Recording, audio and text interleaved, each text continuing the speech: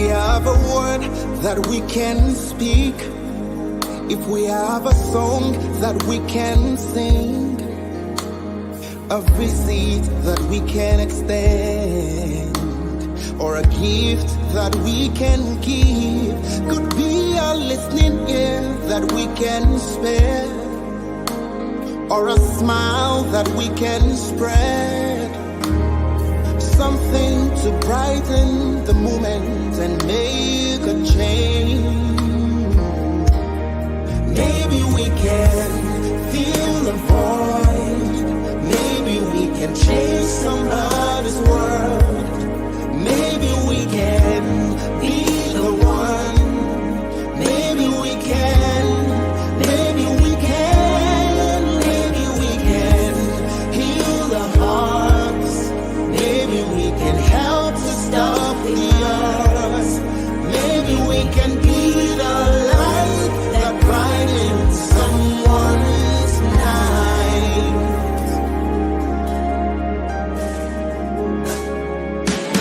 So if you have a voice that you can lend to all the stories that your sister shared, to all the silence that's loud in her head, in hope that she won't break, be a listening ear to your brother's fears, some of his tears that you can share.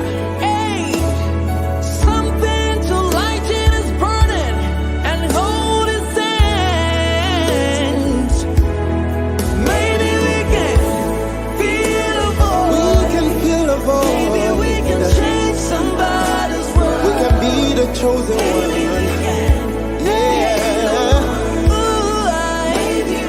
Save the day. We can spread the love all around. Hold somebody's hand. Share the love and make it go round. No. Be the light that brightens someone's light. Oh, Don't you dare give up on me, 'cause I know that your love's all I need to carry on. You're my brother, man. hey, You're my sister, too. Heal a heart. we can heal our heart. Oh, Stop the we can entertain somebody's heart.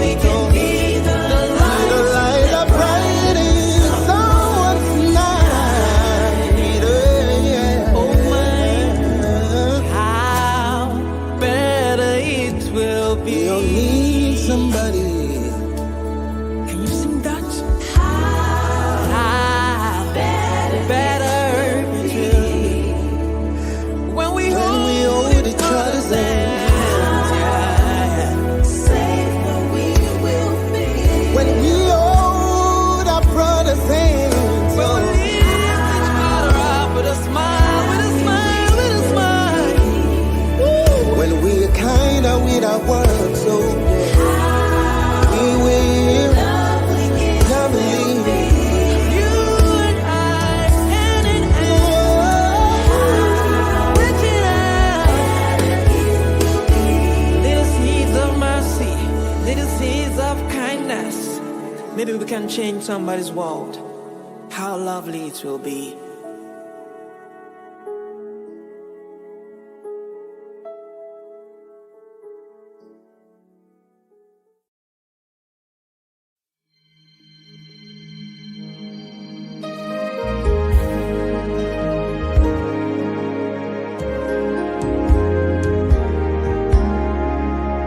If we have a word that we can speak, if we have a song that we can sing, a visit that we can extend, or a gift that we can give, could be a listening ear that we can spare, or a smile that we can spread, something to brighten the moment and make a change. Maybe we can fill the void, maybe we can change somebody.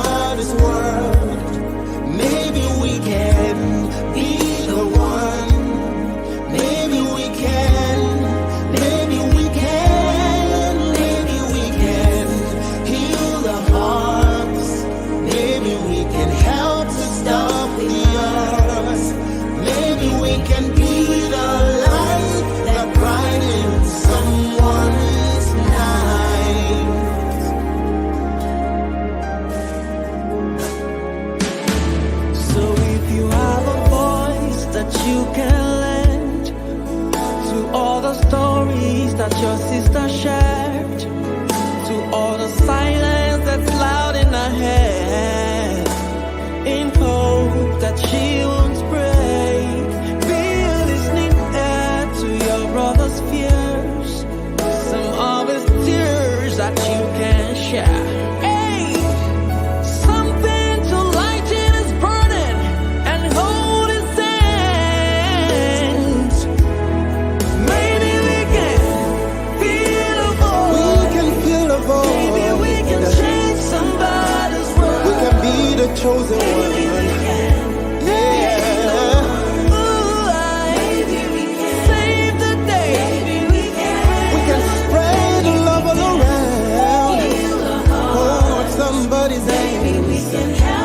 Share the love and make it go round. No. Maybe we can be the light. Be the light that brightens someone's night. Oh, don't you dare give up on me. 'Cause I know that your love's all I need to carry on. You're my brother, man. You're my sister, too. heal our heart. Oh, we can entertain somebody's else. Be the light that brightens someone's night. Oh my, how better it will be. We all need somebody. Can you sing that? How better it will be when we hold each other's hands. Safer we will be When we hold our brother's hands. when we lift each other up with a smile, with a smile, with a smile. When we're kinda with our words, so we will lovely. You and I, hand in hand, reaching out. Little seeds of mercy, little seeds of kindness. Maybe we can change somebody's world. How lovely it will be.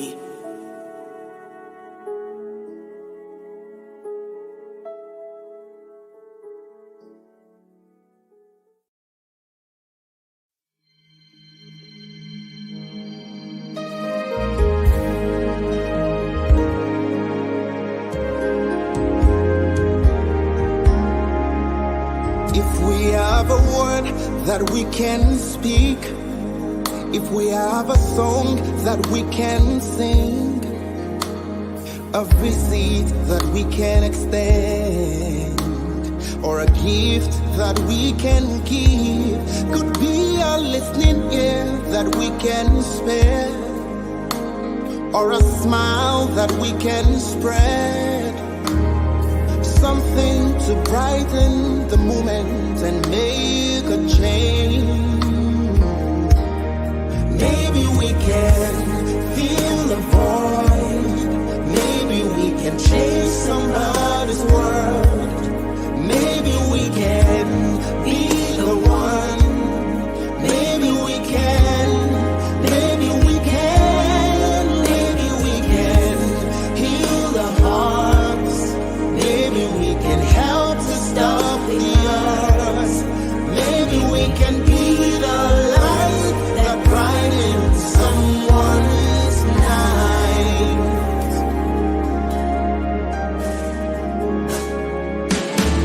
So if you have a voice that you can lend to all the stories that your sister shared, to all the silence that's loud in her head, in hope that she won't break, be a listening ear to your brother's fears, some of his tears that you can share.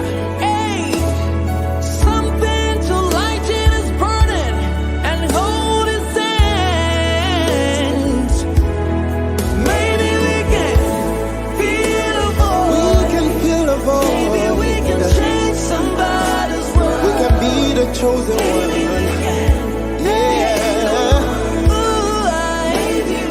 Save the day. We can spread the love all around. Hold somebody.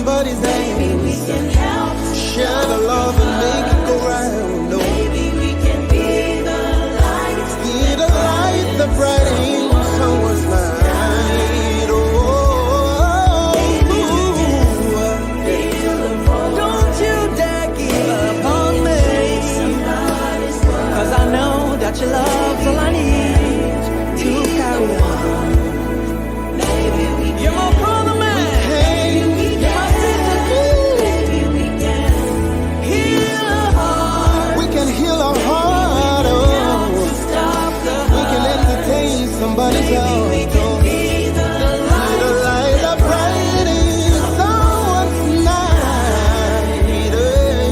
Oh my, how better it will be. You'll need somebody. Can you sing that? How better it will be when we hold each other's hands. Safe where we will be.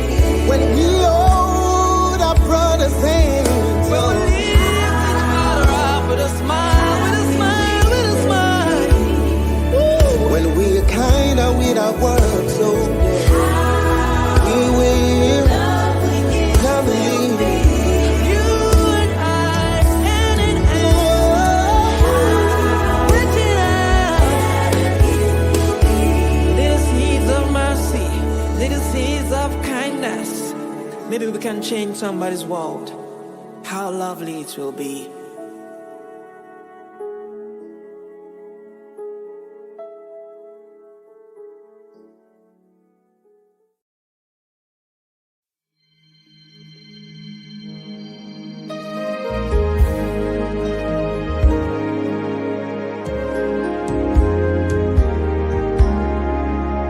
If we have a word that we can speak, if we have a song that we can sing, a visit that we can extend, or a gift that we can give, could be a listening ear that we can spare, or a smile that we can spread, something to brighten the moment and make a change. Maybe we can fill the void. Maybe we can change somebody's world. Maybe we can be the one. Maybe we can. Maybe we can. Maybe we can heal the hearts. Maybe we can help to stop the earth. Maybe we can be the light that brightens someone's night.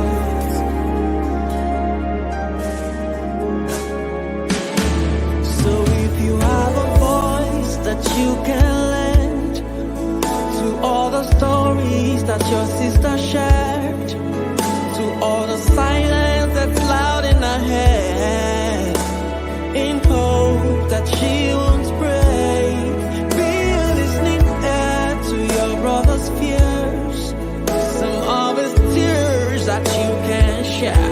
Hey, something to lighten his burden and hold his hand.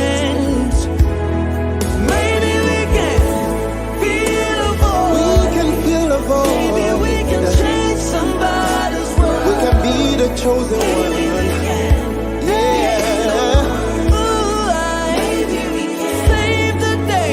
Maybe we can. We can spread the love all around.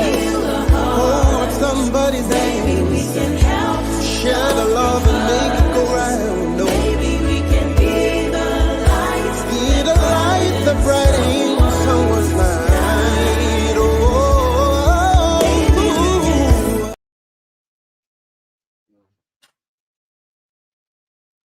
Hello, everyone.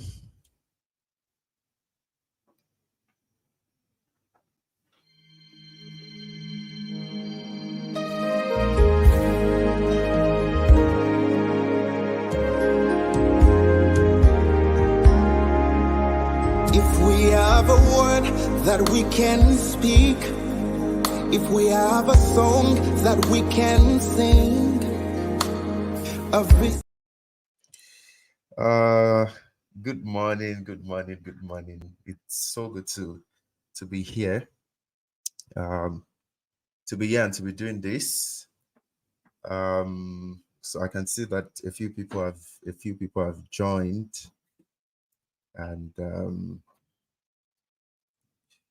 yeah. So would start just in a few minutes. I think as usual, we'd have to wait for a few people to join.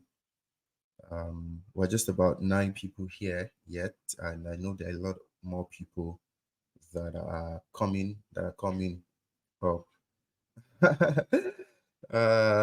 This song is sweet.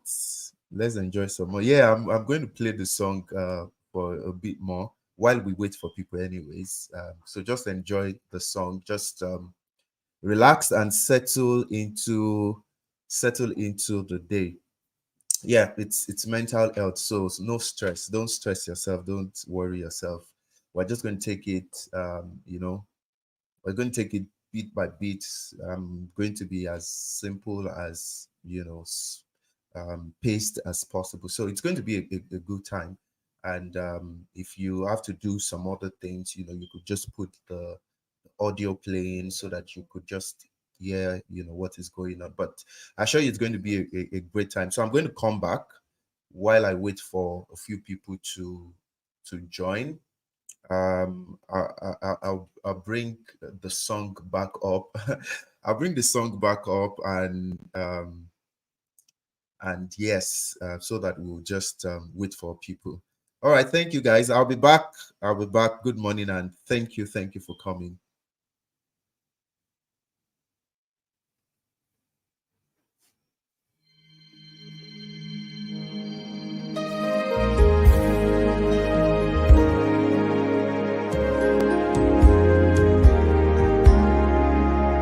If we have a word that we can speak, if we have a song that we can sing, a visit that we can extend, or a gift that we can give, could be a listening ear that we can spare, or a smile that we can spread. Something to brighten the moment and make a change. Maybe we can fill the void. Maybe we can change somebody's world. Maybe we can be the one. Maybe we can. Maybe we can. Maybe we can heal the hearts. Maybe we can help to stop the earth. Maybe we can be the light that brightens someone's night.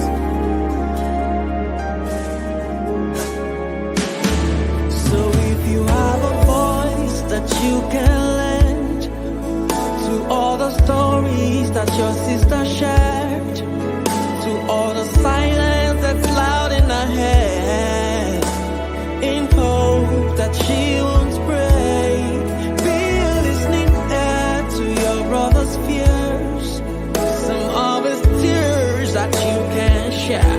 Hey, something to lighten his burden and hold his hands. Maybe we can feel a voice. We can fill the void. Maybe we can change somebody's world. We can be the chosen one. Yeah.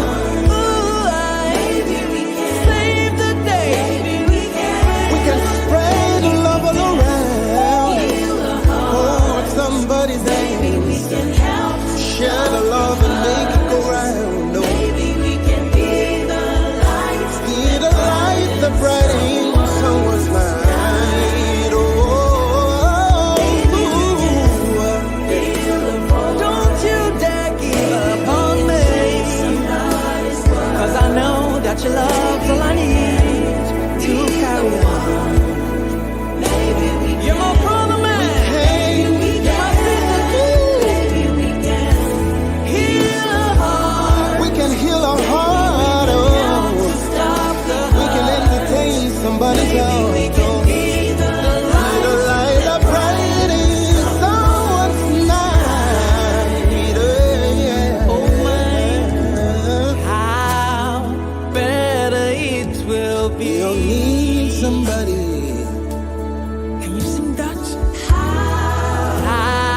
better it will be when we When we hold hold each other's hands. hands.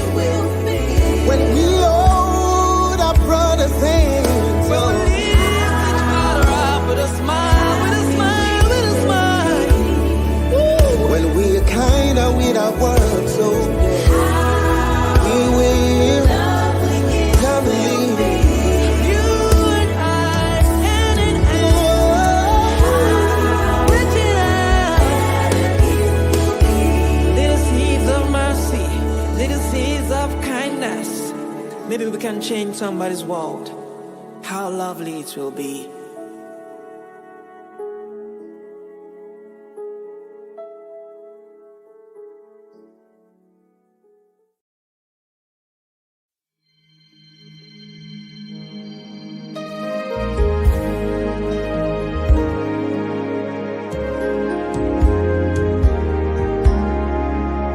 If we have a word that we can speak, if we have a song that we can sing, a visit that we can extend, or a gift that we can give, could be a listening ear that we can spare, or a smile that we can spread, something to brighten the moment and make a change. Maybe we can fill the void. Maybe we can change somebody's world. Maybe we can be the one. Maybe we can. Maybe we can. Maybe we can heal the hearts. Maybe we can help to stop the earth. Maybe we can be the light that brightens someone's night. So if you have a voice that you can lend to all the stories that your sister shared, to all the silence that's loud in her head, in hope that she won't break, be a listening ear to your brother's fears, some of his tears that you can share. Hey, something to lighten his burden and hold his hand. Maybe we can feel a voice. We can fill a void. Maybe we can change somebody's world. We can be the chosen one. Yeah. Save the day. We can spread the love all around. Hold somebody's hand. Share the love and make it go round. Oh, be the light that brightens someone's night. Oh, Don't you dare give up on me, 'cause I know that your love's all I need to carry on. You're my brother, man. hey, You're my sister, too. Heal a heart. we can heal our heart. Oh, Stop the we can entertain somebody's heart. Oh, be the light. the light that brightens someone's night. Yeah. Oh my, how better it will be. We all need somebody. Can you sing that? How better it will be when we hold each other's hands. Yeah. When we hold our brother's hands. When we lift each other up with a smile, with a smile, with a smile. When we're kinda with our words, so we will lovely. You and I, hand in hand, reaching out. Little seeds of mercy, little seeds of kindness. Maybe we can change somebody's world. How lovely it will be.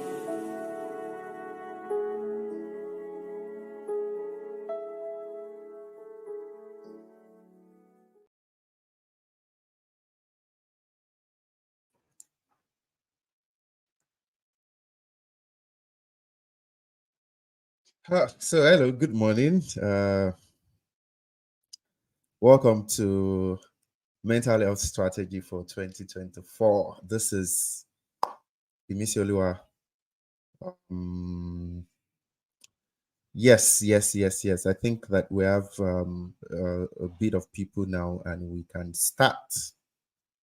So, I mean, just let me know if you can hear me. Oh, thank you. Such a pretty song. Thank you. Um, thank you, thank you. I'll share the playlist. I'll share the links to the song so that we all have the song and then listen to it. It's really a good song. It's really a good song. So yes, mental health strategy for 20, and I mean, such an exciting to talk about as we begin the year. And one of the things that this sort of discourse is that at the beginning of the year, a lot of people plan for the year, and planning is such an amazing thing. Aside mental health or whatever, planning generally is really such an amazing thing. The that can then inform our decisions, inform what we do, inform our expectations. Of course, not plans eventually come through, um, you know, but having a proper plan gives us that confidence and leverage. So yes, as we plan for many things, as we plan a lot of other things, it's definitely important to also plan for our mental health. I've had a lot of people ask questions about, why is it important? What am I to gain? I'm going to talk about all of those things, right? But just let me know in the comments if you are with me, so that I know that we're together. We're together. All right.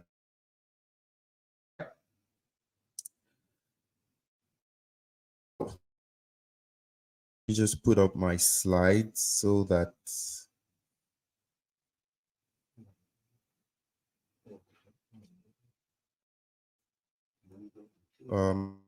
my slides so that it could just be sort of like a guide.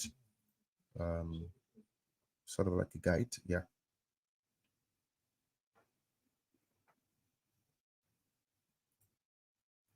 Okay. So the slide is coming up. So I'm just going to ask, just a little feedback in the audience. How are you? How are you? Just give me a one word, a one phrase. How are you? How is the year coming up? What is happening? Just a one phrase, one sentence answer. How's the year coming up? How are you feeling? Uh, what are your expectations for the year? And there are no wrong or right answers. It's however it is.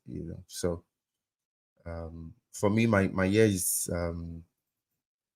shaping up nicely, and I'm expectant of amazing things that are going to happen this year. Expectant. Um, so Mary Omolola, how are you? How's the year? Danny, how are you feeling? I'm alive. Yeah, absolutely, absolutely, absolutely beautiful to be. I mean, it's a privilege to be alive. So yeah. Um, so yes, that's a good one. Brenda, how are you? How are you feeling? Oluwasegun, Olusegun Olaoluwaweye, how are you? How are you feeling? Um, who can I see? Elanke Marvel. I hope that's the Lanke that I know. So, how are you feeling? It's been a while. It's been a while. Deji, I'm feeling great. Awesome, awesome, awesome. Hopeful, yeah, hopeful, awesome. Okay, the year is taking shape. Um, we're moving and making intentional moves. Awesome, awesome,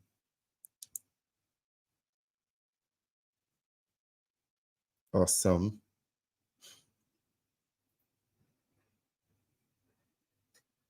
Okay. the year's been great, kind of. That excitement of starting a new year, of course, yeah. The excitement is I mean, it has its place. I'm feeling energized. Ah, beautiful, beautiful, beautiful. I'm very well, thank you. Honestly, hoping to have a better year than the last. Okay, I mean, yes, yes, I, I do hope and believe and pray with you also that it will be, that it would be. Also, I'm just going to pull up the slides and then we will we will begin. So yes, mental health, mental health. For some people, they are quite aware, quite in tune with their mental health. For some people, this is like strange or new territory. And mental health gets some form of good PR, and then it also gets some bad PR too. And I would explain. Some people feel that all this our conversation and everything we're saying about mental health is just like a cheap excuse to be lazy, to be mediocre, you know, of that sort. And well, to be honest, there are some people who make it appear so. If you give a task to an average young person right now, an average young person,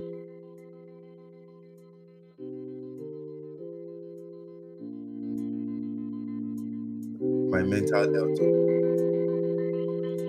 which some people think that's what mental health conversation is about.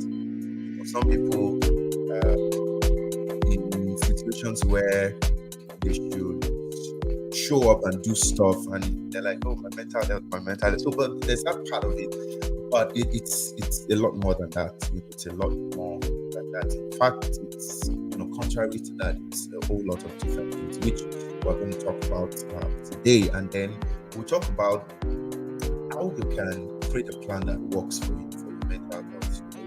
If you understand how important it is, then we can talk about creating what is important to have to be in healthy mental state, for you, and why it is important, right?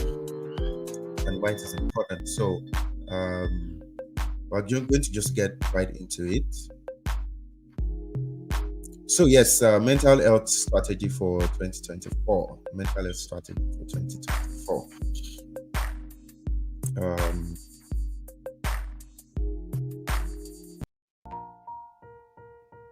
Okay. So yes, why does mental health matter? Why is it important? Why is it important that we are conscious of it? The thing is, mental health has always been with us. It's not because there is this awakening to it does not mean that it's something that is new. The fact that it's a fad now does not mean that it is new. It's something that has always been with us from the beginning of time. Has always been with us. If you a student of Bible, where a lot of us also get a sense of history from, you would see mental health challenges all throughout scriptures, all throughout the Bible. There was a prophet that was so depressed in the Bible, so depressed that he went to hide somewhere, and he was just telling God, I'm the only one. Like there's nobody, they've killed all of us, I'm the only one, right? That's some form of mental health issue.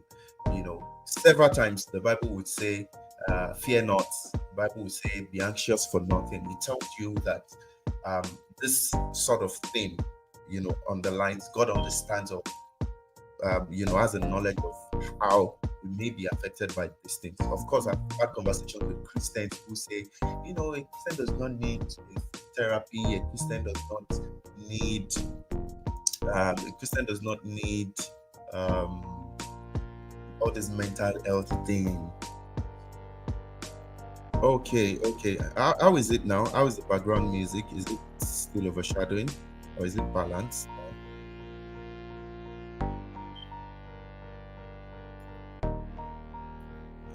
Is it balanced now?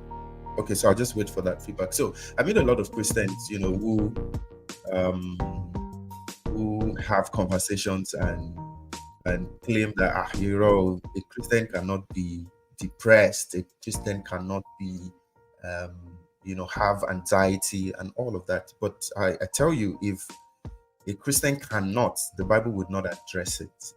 But I do get the point, and maybe in other times we'll talk about the balance between Christianity and mental health. Anyways, but mental health is important because it affects virtually everything that we do. It affects everything that we do.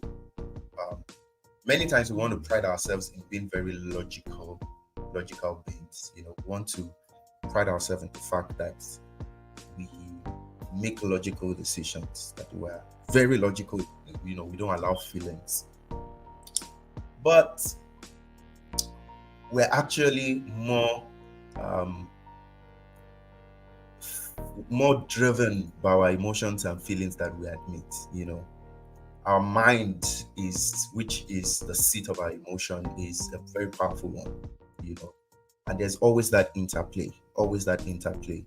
There are times that you have a fact, for a fact, you have the fact of the matter, but your feelings still affect that. I remember when I was a child and we had this very big compound that we lived in, and the main house was just a small part of that big compound.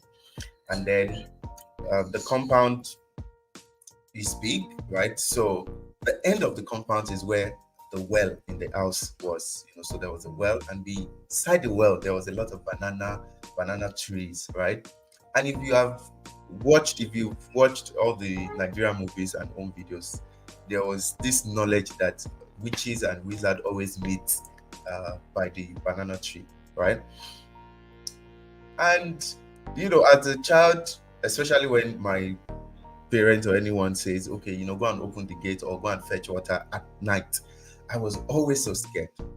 Now, I mean, that improved, and I got to a point where I knew for a fact that there was no body that is going to come out. There's no masquerade, there's no juju, whatever it was. But that knowledge did not prevent the fear that I had, or that I built over the years. So there are many people who some of us have learned that we're not supposed to be afraid of something, but the knowledge of that knowledge by itself does not solve anything, because there are still deep-seated emotional issues that needs to be sorted out, right? And if those things are not sorted, all of our logic, all of our knowledge, our facts would not even do us anything. Another thing that helps you see how we are more driven by our emotions and our inner mind is advertisements, right?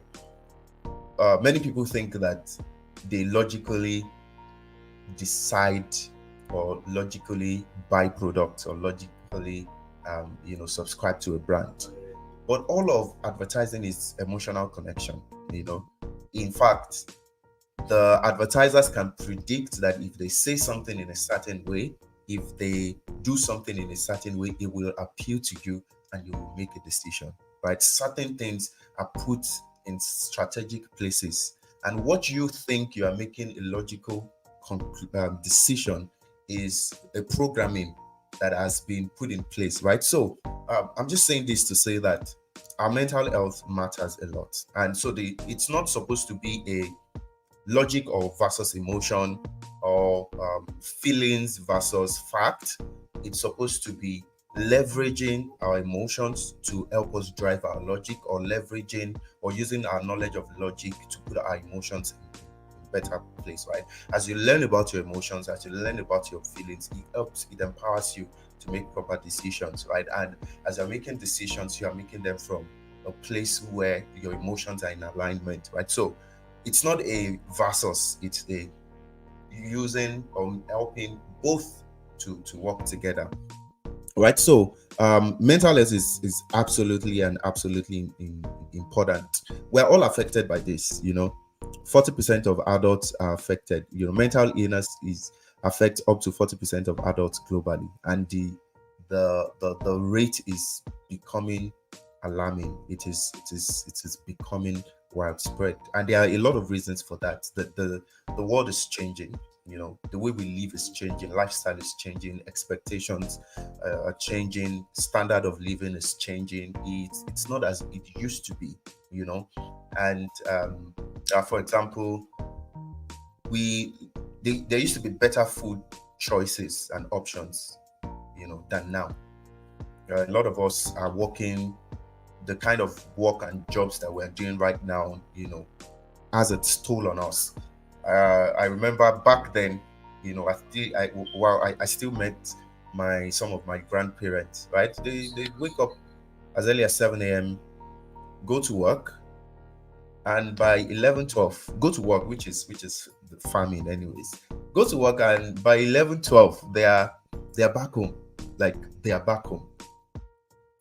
Whatever they do, they're having fun, they're enjoying themselves. There's no stress. They do concentrated hard work, and then they have enough time. But look at us today. We're working round the clock. Like, we're working round the clock, barely have enough time to sleep. The atmosphere, is more dense than it used to be. So there is a lot of issues that makes mental health issues now prominent, and we have to guide against that. We have to be careful. That is why these conversations are important. Why is it important? It's important because for some of us young people that are hustling, we're working, we're putting in the work. We don't want to do all of those work till like we're 30, 40, 50, and then when we should be doing less work and resting, we are now battling issues, we're battling diseases, right? It's just going to be, it's not a good way to live our lives. So if there's any way we can preserve and protect ourselves, then the time is now. Especially as young people, the time is now. And of course, even the quality of our lives is impacted by our mindset, the quality of our relationship. There are many marital problems that people have today, many marital problems that people have that are not actually marriage problems. They are individual unresolved problems, individual traumas, individual challenges, mental issues that people have not dealt with. And then they show up in relationships, they mess things up, right? So the earlier we're able to sort of put in perspective and help ourselves, the better it is, for us and for all the people that love us. A lot of us have beats, and that 40% of adults are affected. One of the leading causes of death amongst young people up to 30, 35 is suicide. And there's always this reaction people have about suicide on social media that is just funny. When there's a case of suicide or an attempted suicide, people will say that only cowards, commit suicide and all sort of things. But you see people who seem like they are having the best life. We've seen great comedians that are making people laugh, even in fact, suddenly die by suicide, right? And you wonder, but it's often because there are deep-seated issues that are happening, that are happening that people haven't resolved, or that show up suddenly at some time in their life, or over and over, and then suddenly cuts their life short. So mental health is not optional for us. We're either paying adequate attention to it or we are not. And everyone would sort of feel that consequence. So let's talk about some of the importance of mental health. It affects every area of our being. It affects our physical health, it affects our emotional health, it affects our well-being. It can interfere with a lot of things. You might be doing every other thing right. If your mind is not settled and in the proper place, it could mess things up. And so that's why we're having this conversation. So some of the benefit of mental health is it helps us to cope with stress and challenges in a positive way. Some people think that, when we talk about mental health, it's not the solution to all of life's problems, but it's a solution that affects, every area of life. So, for example, if you live in Lagos, there's our interesting transportation system and the traffic that comes with it. If you live in Lagos, the fact that you are taking charge of your mental health is not automatically going to resolve, you know transportation issues or traffic, which is a lot of, it causes a lot of stress for many people in in in in Nigeria, right, or in Lagos. It's not suddenly going to change. If you live in Nigeria, for example, I do say, that if you are living in Nigeria, you already have mental health issues. Like, you automatically have mental health issues if you are born in Nigeria. And I know that other countries might say that as well, but this one, I know this one. If you are born in Nigeria, you need therapy, because we've been subjected to too many in human things that has become normal. Now we think we're normal until you go to other places, until you go to normal places. I remember when I first went to Ilorin, having been a Lagos boy all my life, I went to Ilorin, and it was like my first day there. And I think I was with my brother. We were going to take a cab somewhere, and to tell you how we are really affected by our minds, our inner system. The cab, and when you flag down a cab, it probably would stop a few meters or a few centimeters from where you are. As there was a lot of Yes, there was a lot of people at the bus stop. As soon as the cab began to slow down, if you see the way I ran to the cab and to the door, uh, you will, to me, right? I mean, in Lagos, if you stop Danfo and Danfo stops, and there are a lot of people, either you know where they are going or not, the first thing is you want to rush to the door, and guide and enter. So I ran to the door. I was trying to, and I was the only one. And my brother was there looking at me and like, bro, you are not in Lagos, right? So a lot of things, that we have bottled in, a lot of things that have happened, the way we've been raised sometimes, have given us, someone says every day for Lagos na gym. My brother, like, every day, if you are going out, thankfully for some of us that work remotely, but those who have to go early in the morning, now look at the amount of sleep that people in Lagos have to cut. You have to wake up by 4 a.m., 5 a.m. so that you can get to work on time. All of these things are accumulating, causing us stress, causing us serious mental health issue, that sometimes, until you scale back or until you are introduced to a different environment, you don't know how terribly things are. And that is why some of us are not being productive in our work. That is why some of us have dreams that we're not able to pursue. We're not able to do them. We're not able to, actualize some of those dreams. We're not living our best lives. And it's not because we're not eating, it's not because of, all of these things. It's because somewhere something is not right in our mind. See the mind as like the baseline that powers, you know, every other thing. And once we get that right, it just helps us to put a balance on every other thing. So, um, our mental health, helps us to cope with stress and challenges in a positive way. Say, for example, the traffic example that I was saying. The traffic may still be there, but understanding how the traffic affects us and how we can, maximize that time, how we can deal with that, will go a long way. It go a long way and a long way in helping us reduce the stress that comes with that. And what is stress, or how does stress affect us? See it like this: there's an internal environment, you know, there's an internal environment, and there's an external environment. Stress, or we break down when what is happening around us overpowers what is happening within us, right? The challenge is not always what is happening outside us, but most oftentimes, right, it is because what is happening within us is not able to handle what is happening. And I'll give an example to show that um,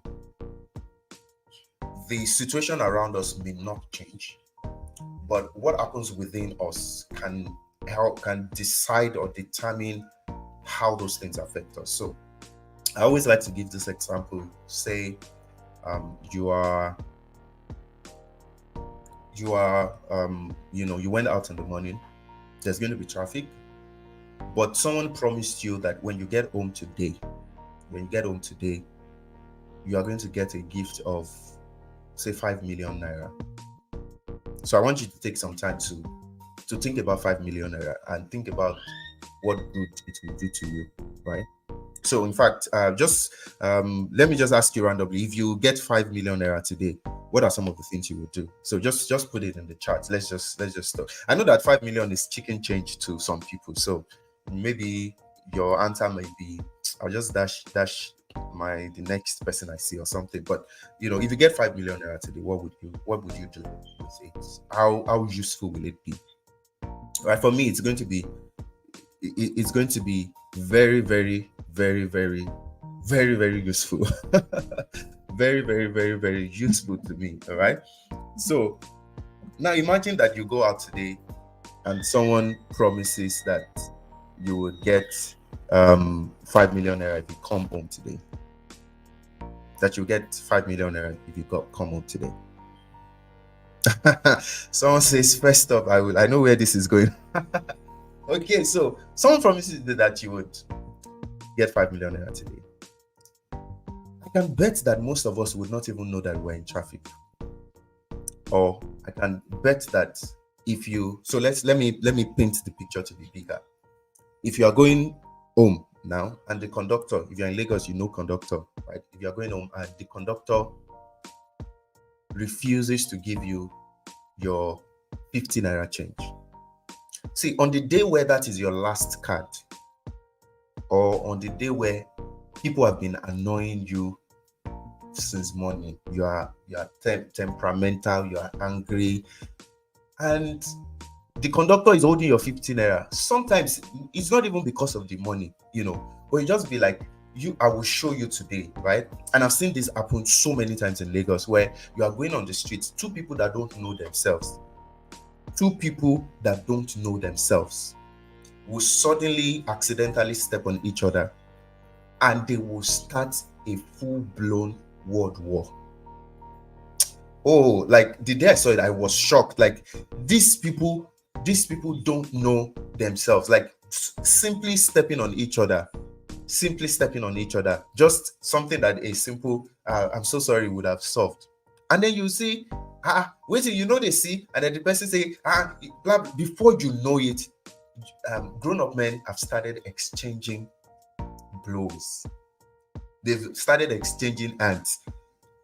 Because so it tells you that it's not really about the things that are happening in that immediate time. It is that there's something happening within us, that is not able to undo that, or that is causing that reaction, right? Someone says that everyone is angry in Lagos. That's the truth. It's so when situation happen, and that will give you a pointer to how you react when things happen. When things happen, always take some time back to look at your reaction. Your reaction is most oftentimes not about what is happening, but about what is happening within you, right? Somebody says something to you, and you go 0 to 100. It's really not what the person has said, to that extent, but what is happening within you. Because there are sometimes that someone would have said the same thing to you, and you just have looked like and continue what you're doing. So if you are going home now and someone has promised you 5 million naira, and I see that a lot of people are saying amazing things. Oh, I'll start applying for masters outside the country. Beautiful. I'll pay off my scholarship contract. Beautiful. 5 million would help me process my abroad studies. Beautiful, beautiful. So right. And you all should come to a career. We are less angry people. Right? So, and someone says, I'm going to give you 5 million naira when you get home today. I can bet that most of us, if the conductor is holding on to our 550 naira change, of course, I know there are some people that no matter how much money is coming, they will collect their money. Like somebody said, no grief for anybody, which seems to be like the watchword for everyone in Nigeria this year. I know that some people will not grieve; they will still collect their 15. But most of us, right? Most of us will like what we're expecting is so much that would not matter to us. And see now, the reality is that we don't even have the 5 million naira already. And we know that we don't have the 5 million naira. It's not in our hand. We're not in possession of it. But what would happen? It will change the hope of what we are expecting. The anticipation already changed the way we are feeling, already changed what is happening within us. All right. We're just expecting. It has not been given to us. We're just, we don't have the money. We're just hoping. But what is happening? It's already changing our reaction. We're already feeling better. We're already excited. All right. So it tells you that we are not all what is happening to us, or what is happening to us isn't what is actually affecting us, or what is causing us to be sad, to be moody, and all of that. It is the conversation that is happening within us, or it is the things within us that is happening. I'll give a last example, so that I can move on. But I love this example so much. It's still about money, anyways. So it's still about money. I remember the first day that 7 figures, right? It was about 7 million entered into my account, right? And a lot of people like money, like maybe things of the world, right? But whichever way, it affects us, right? That day, let me give you a proper picture. The money was not my own. That's even the interesting thing. Like, the money was not my money. It wasn't a money that I could spend without getting access or approval. It was for a project, right? But it was paid into my account because the person who got the project was not in the country, right? It was paid into my account. Like, it's not my money. It's not mine. But I was somewhere along Oshodi Expressway. I was about to cross the road to the other side. There was a pedestrian bridge just beside it. But who has time for pedestrian bridge in Lagos, Abi? So I was about to cross the road. Like, it was a busy road. And if you know that road, there are downfall buses passing one way. But, everybody, I just wanted to, to get to where I was going. And then the alert drops. And then I look at my phone, look at the alert, see 7 million naira. Of course, because I was expecting that it was going to come. When I saw it, I don't know who told me. By myself, I started telling myself that, and you want to cross the road like that? Don't you have value for your life? What if motor just jam you like that? What will happen to this money? Before I knew it, I went back to climb the pedestrian bridge. Somehow, because of the excitement that was happening inside me, I started to value my life differently. Right? I started to value my life differently. So sometimes when you see people make decisions that look like they do not prioritize themselves, it's really not that they don't have the knowledge of it. It's not a knowledge problem. It's that there's something happening within them that has not allowed them put premium of value in their lives. Right? I mean, nobody will teach you before you do the right thing. Right? Because if we sort that out, and I'm spending time here because it's really not about, I know it's called strategy, mental health strategy, but if you don't understand how valuable it is, you would, the rest of the things that I would say would not make you. And of course, because I've used money as an example, a lot of people will say, that's it now, money is the problem. I don't have mental stress. I just money. Just give me money. I don't have mental health issue. Just give me money. Well, if you have been listening to what I'm saying, you would realize that at the end of the day, it's not entirely a money issue, right? The problem is the problem. The money problem is there. The traffic problem is there. The traumas are there. The bad social amenities that we have is there. The pressures of life is there. All of that are there. But you see, what happens within us at the end of the day is what determines if you're going to be able to handle that or not. Right? That is what is going to happen. There are times in your life that you've not even had as much money as you have right now, but you were in a better place. It seems that as you are making more money, your problems are increasing. Making more money, the problems are increasing. Let me give a little self-disclosure. Yeah.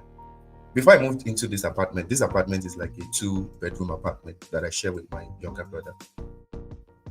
Before I moved into this apartment, I was living in a 1-room, like a room and a parlor sort of apartment. And we moved here. And I will tell you that I still miss that apartment somehow, right? Because in this apartment, it looks, it's not as big as we would want, but there was this coziness that was in the previous one. I had my tables properly set. There were not so much light. I just enjoyed that. And since we moved there, I've been rearranging this house. Like, I'm just trying to get this my head in the right space, right? There's a bigger bed now, and the bigger bed has taken all the space again, right? So the issues are not only that, okay, when we have more money, when we're in a better place, when we go abroad, that all of our life's problems are going to be solved, because what matters is what is happening inside of us. And if we sort that out, it will transform what is happening outside us, or it will put them in proper perspective. So I'm still speaking about one point actually, but I wanted to stress it, that it helps us to cope with stress. You see, it's not that it removes all the triggers, all the stress issues, but it helps us to cope with it and challenge it in a positive way, right? It boosts our immune system and our physical health, right? Some of us will deal with anxiety that leads to headache, that leads to a lot of physical issues for us, right? For somebody like me, whenever I'm angry, I visibly will be shaking. Like, my head it's just too uncomfortable. It's one of the reasons why I don't get angry. Like, it's not like they're annoying, but I don't like the way it makes me feel. Like, I would be stuttering, and my head would just headache, I'll be sweating, I would just not be comfortable, right? It causes, if we don't deal with our minds, we're causing problems for our physical body. You see people, they'll be eating, but it's not working well for them, right? So our mental health helps us to boost our immune system and our physical health, boost our immune system and our physical health. It also enhances our ability to concentrate and learn. If our mind is fine, we are able to do our activities better. A lot of us have written plenty goals for the year, good things that we want to do. But if we don't plan for our minds also, we will not achieve those things, or we will achieve them with so much work, or we will not even enjoy. In fact, that is a major problem that some people have, and something that I've had to deal with, is that you are getting a lot of things done, but you don't even still feel fulfilled. You don't feel excited, you don't feel happy, while the rest of the world are applauding you, like, wow, this is amazing. You are looking at yourself and you feel like an imposter, and it's because, so it's not what is happening. Again, it's not just about what is happening outside, it is what is happening inside. I've some of my friends, I have a friend, Duna, that would always say, you don't give yourself enough credit for the things you do. Some people will see me, I do a lot of things on Clutter, Girl Child Concert, I wrote a book. And maybe sometimes you think that, this guy's just living the life, like you're so happy. I remember the night that I launched my book in 2022, December of 2022, and I'm like, okay, is that it? Okay, like, is that it? People were excited. People were like, wow, congratulations. And like the excitement for me ended maybe at the beginning of the event. And I'm like, okay. But that's because there's something happening inside, right? That I needed to and it cost me a lot to think about it. That, sometimes our drive, I have people who, they want to get another certification. I used to tell my younger brother, because he's always learning. And learning is good. But sometimes the drive for learning might be a feeling of not being good enough, right? Learning is good. The motivation, to learn is good. But there's some people who never do things, but who keep learning, not because learning is bad, but because they never feel that they know enough, or they never feel confident enough to move forward. So sorting our mental health increases our self-esteem and confidence. A lot of us need to step out to do greater things, to do bigger things, right? It's not that we don't have the skills, but we never feel confident enough. We never feel that we are worthy. We never feel that the permission. And if you look at it, some of these things are locked somewhere in our minds, traumas that are holding us back, something deep inside that we need to deal with. And that's why a mental health strategy is important. If you are going to achieve achieve your plans and do big stuff this year and do all those amazing things that you want to do. Some people are still single, not because God is delaying them, or not because there are no suitable people, but because there's something in the internally that is just holding you back. Maybe past experiences, traumas, and all of these things that some people, there's a lot of love that is coming to us, but we're not seeing it. All right. So it enhances our ability to concentrate and learn. I'm going to move fast, from here. And then it fosters healthier and long-lasting relationship with others, right? If your mind is sorted, if you're in a better place, you relate with people better.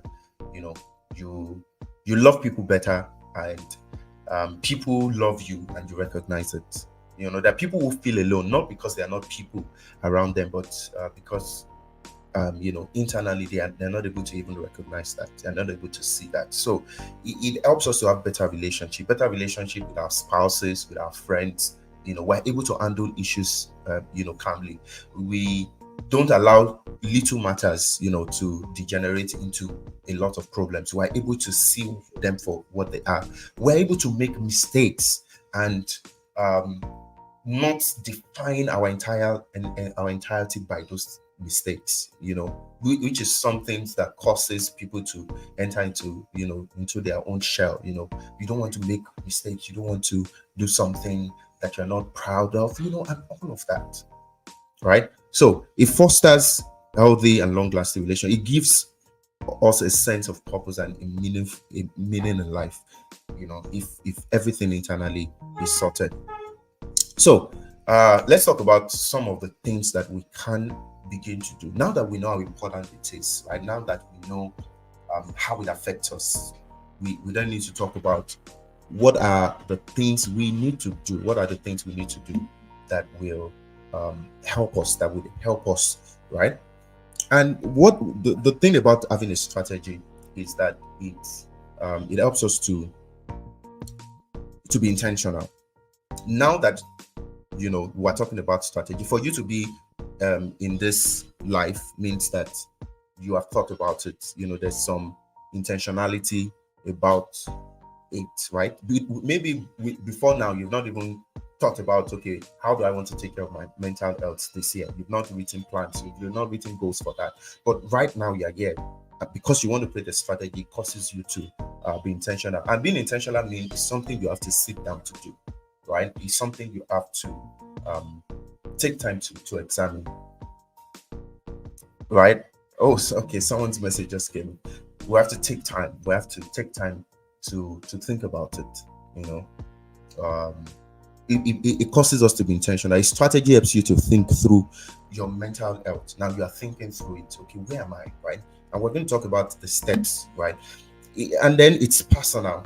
Strategy has to be personal. It won't work for everyone. What works for you? And the reason is because what affects you is not what affects everyone, or what has contributed to where you are is not the same for everyone. There are people who have been affected by different things, who have all had different kind of background, different kind of upbringing. Our life circumstances different, is peculiar to all of us in different ways. So what we will need will be different, or what we will need to pay attention to, or how we will pay attention to certain things will be different. It will be different for all of us. It will be different for all of us. So it helps to make it personal. It helps to make it personal. And then it helps us to create goals or a plan that works. Some people will just say, or because I've started to show you how important it is, let me say, my own is just to be happy this year. But what does that mean? What does that mean? What does happiness mean to you? Coming up with a strategy would help you think about those things. What does happiness mean? What does it mean to you?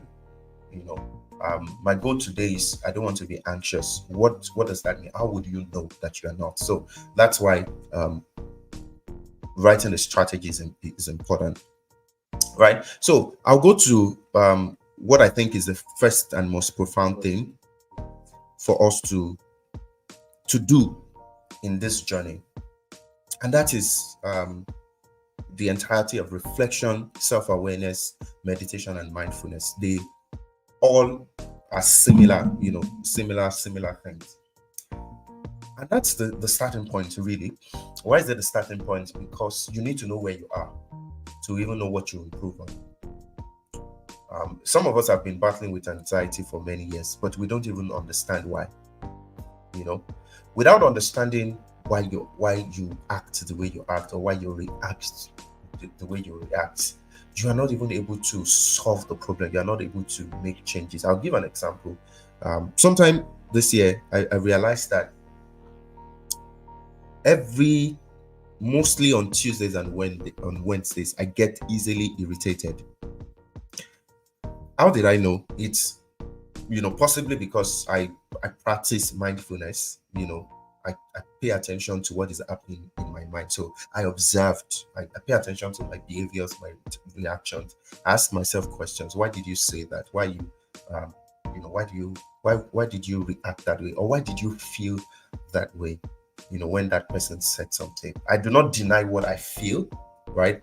If I feel angry at something, then I'm angry at it, right? But I want to understand why, what is propelling that. So with that, because of that sort of mindfulness, and I would give us some of the tips later, but because of that mindfulness, I was able to find out that I was getting easily irritated, and it didn't used to be like that. So I was just thinking about it and trying to unravel why that was happening. And then I found out that what happens at the end of the day is that on Monday, I'm super excited. I enter into Monday with a lot of excitement, with a lot of energy. I've had the weekend, maybe not less busy, but at least there's no the 9 to 5 expectations. Then I've gone to church, I've met with people, I've had social interaction, and I'm energized, and maybe I've had a bit more sleep also. And then on Monday, I'm excited. But too often, by Monday night or Tuesday night, I've already cut down on sleep. I've already been overworking myself. And it's already affecting and changing me. That is why I get irritated. Not because the things that are happening changed, or they are not the same thing that used to happen, but because of what is happening within me, I started to get irritated and get anxious, and because of that, right? Because now I understand how I got there, I'm now able to deal with that and say, okay, you know what, mandated, I must not do an overnight work until maybe Thursday if I have to, right? Because so that I can balance my energy. And that's why reflection is the starting point. So I would recommend that everyone here, if you have not, take a few days um, to have reflection and mindfulness session where you sit down um, in a comfortable place without distraction, without interaction, and just explore what is going on in your mind. How are you feeling? And it was one of the reasons why I created the reflection with ImisiOluwa earlier in the week, where I just had sat down with people, well, virtually, and we just talked about what, just allowed them to open to talk, right? And a lot of people found that really helpful, which was there's things that were going on until they vocalized it. They didn't see, they didn't realize, right? Reflection moments are time to look back and think, and just try to understand where you are. And it's a long journey. It's not something that in one day you sit down, you get a download. It's something you keep doing. In fact, it's something you should do every day, right? Every day, spend some time to think about what you are thinking about, or think about what's been dominant, or think about your day. What are the reactions that you've had? And it helps to journal. I'm going to talk about this thing separately, but I'm saying all of that, so that it's just in the, we just have it down. It's important to write some of these things. That I bet to tell you that there are some feelings that you're having that you are not able to express until you begin to describe how you are feeling, either in a conversation with someone, or you are writing it down, or you are maybe recording a voice note. Somehow that you are feeling something. You know that there's something going on, but until you begin to describe it, until you begin to sit, write it down, you don't know exactly. And that's when you are saying, oh, okay, I am angry, but it's really not that I'm angry. It's that this person said this, and then you're asking yourself, you're asking questions. Why did I feel that way? What about what the person said made me react that way, or make me so embarrassed at what the person said? What is the person, what is the person touching inside me that is making me react? And why am I excited? Why am I happy? Are also very valid emotions that you need to understand. That way you can recreate moments. There are sometimes that I found that I'm just anxious. What I've learned to always, sometimes it might be that there's one proposal that I was supposed to do that I've not done, and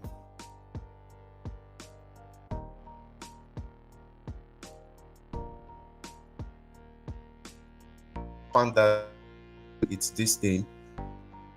What? When am I going to do it? I'm not doing it today, I'm doing it tomorrow. And the anxiety leaves. Because I found out what is causing the anxiety. What about it is causing the anxiety? And I make a decision on what to do. It does not mean that I will go and do the proposal I'm supposed to do. It doesn't mean that I'm going to do it, but I will tell myself, this is why I'm anxious. And I'm not doing it now, I'm doing it later. Or, okay, in another 5 minutes, I'll sit down with it, I'll do it. And that takes care of the anxiety, okay? So it gives us a new way to look at things that cause us stress, right? If we don't sit down to think or to look at it. And I know that a lot of people do not like meditation. There's something meditation, I don't know if it's a bad PR or something, we just want to get on. We want to be on the move. We want to be on the move. Some people say, well, it's not by all this meditation, Gary. It's not by all these things. But if you understand how this little moods and stuff changes how you act and how you behave out there, you understand it's important. Right? I'll give my recommendations on, how you should go about, meditation later. But it makes us to become more self-aware. It doesn't necessarily solve all the problems, but it makes us self-aware. And being self-aware, we can position ourselves, differently. It helps us to focus on the present. A lot of our anxiety actually comes from the future or from the past. Yeah, oftentimes something that is going to happen in the future or something that is going to happen in the past. I used to be a victim of that. I remember when I was in secondary school, there was this day that I had done something, or I was in trouble somehow with my dad, and it was going to be trouble at home in the evening. It was going to be trouble. Like, I already knew it. that hmm, my papa will deal with me tonight. But I was in school and he affected my entire mood. I did not eat, I did not play, did not do anything, right? And sometimes the reason why we go into those sort of self-defeating habits when there is a problem ahead or when there's something we are about to solve is because we want to justify our intentions, you know. Like, so if there's a problem ahead and we're happy today, it looks like we're not taking our life serious. So we want to be sorrowful to justify that we're concerned about the issue. You know, if something is going to happen, if we're going to lose something, we want to prove that this thing is really affecting us. So we subconsciously we recreate whatever trouble is coming, we recreate it in the moment. So that day I was really, and this is me, excited guy, always, fun, happy, playing. My friends were playing with me, I was not answering them. They gave me food. I did not have, and then so it was break time, and then I saw my brother. He saw me somewhere in the school compound, and he was like, "What's wrong with you?" In my mind, I was like, "So you don't know that there's trouble at home?" And he was like, "But the trouble is later in the evening now." I'll never forget that conversation. It was like, "But the trouble is later in the evening now. Why are you bringing the trouble up later in the evening? You are bringing it now. Enjoy yourself. See, whatever happens, you will face the trouble. Enjoy yourself now. Enjoy yourself now, so that when the trouble comes, you will face it, but you will know you have enjoyed yourself." And I found that to be so profound that day. Like, I found that to be so profound that it is one of my rule for life. I found that like it was such an eye-opening thing. Like, see, the trouble is going to be there. There's nothing you will do now that will remove the trouble. But you are now doing, like somebody said, yeah, beautiful. The person says you end up going through the trouble twice. Exactly. Right? So, and I use that in my personal life now. When I get into an unfavorable situation, or for example, there are some people that something happens in your life, in your house, and then because of that you are angry, you do not eat. So let's look at it like this. Something happens, bad thing, so you are losing. That's one loss that you have. Then you now get home, you are now angry. That is another loss, because according to research, it takes the body about 7 hours to relieve the amount of stress that is generated in one single moment of anger. Right? It takes the body the amount of stress hormone that you generate when you are angry and you are you are visibly angry. It takes your body 7 hours to deal with it. That's why we are growing old too quickly. Because we are overworking our body. So that day, it just changed. It just changed for me. But it took a leap, because it looked like I wasn't being faithful, or I wasn't being loyal to the problem. But that day, I started to play. In fact, I played so much that when I got home and my daddy was dealing with me, I was happy that at least I don't play very well today. Right? And we should have that sort of attitude. So I've told myself, and for example, I know that when you start living or in marriage, there are things that are going to annoy you. There are things that are going to visibly annoy you every time. But you must ask yourself one question. I'm losing already by this situation. How am I going to add to the problem, a second problem? Do I want to suffer 2 losses, or do I want to keep it at that one? Sometimes we lose relationship, we lose ourselves, we lose our sleeps. So there's a problem, and then you are punishing yourself for the problem. It's such an unhealthy way to live. And I'm not saying that it's, for some of us, these are habits that we have developed over time. So it's going to take time. But first, reflection, to even understand where you are, to understand what is going on with you. It's going to go a long way in helping you to, sometimes by realizing what is happening, I dare say, by realizing some of our foolishness, quote and unquote, you get like a light bulb moment, and it changes how you deal with it. And sometimes you know what the problem is, and you know how to handle it. You know where to deal with it. So that's like the first thing. Reflection. It helps us to catch negative and unhealthy feelings in time. You know, like I told you, whenever I notice that my mood has changed and it's bad, I catch like I'm like, hold on, what is this? Where is it coming from? Sometimes you'll be amazed that I've heard of people who had marital problem almost to the point of divorce because of toothpaste. Like toothpaste that they are selling for maybe maximum 800 naira. But by reflecting on why you are reacting, you would realize that, oh, it's not the toothpaste. There's some deep-seated things. But whenever the toothpaste issue comes up, because you are now more self-aware, you find out what the real issue is, and then you don't let that degenerate into bigger problems, right? So it helps us to catch negative and unhealthy feelings in time. So what do we do during moments of reflection and meditation? We ask ourselves questions to explore our emotions, our values, our beliefs, and our goals. And I've talked about this. We're probing. There's no right or wrong answer. It's understanding. It's probing. And this is you becoming a therapist to yourself, right? Keeping a journal to write down your thoughts and feelings. Having like a mood tracker or a journal. Or Clutter is working on an app that would help with this, but it's not yet ready. I really was working so hard to ensure that it was ready by today, but my developers are on this call. They are listening, so they are one of the reasons why it is not ready. But anyways, it will be ready shortly, but in a way that makes it convenient for us to journal, to write things down, to get prompts, to write how we are feeling, to write our thoughts, to write random thoughts down. And then practicing gratitude for what you have and what you have achieved. Journaling helps us to be grateful, because sometimes at the end of the year, we look at the year based on our most dominant emotion at that time.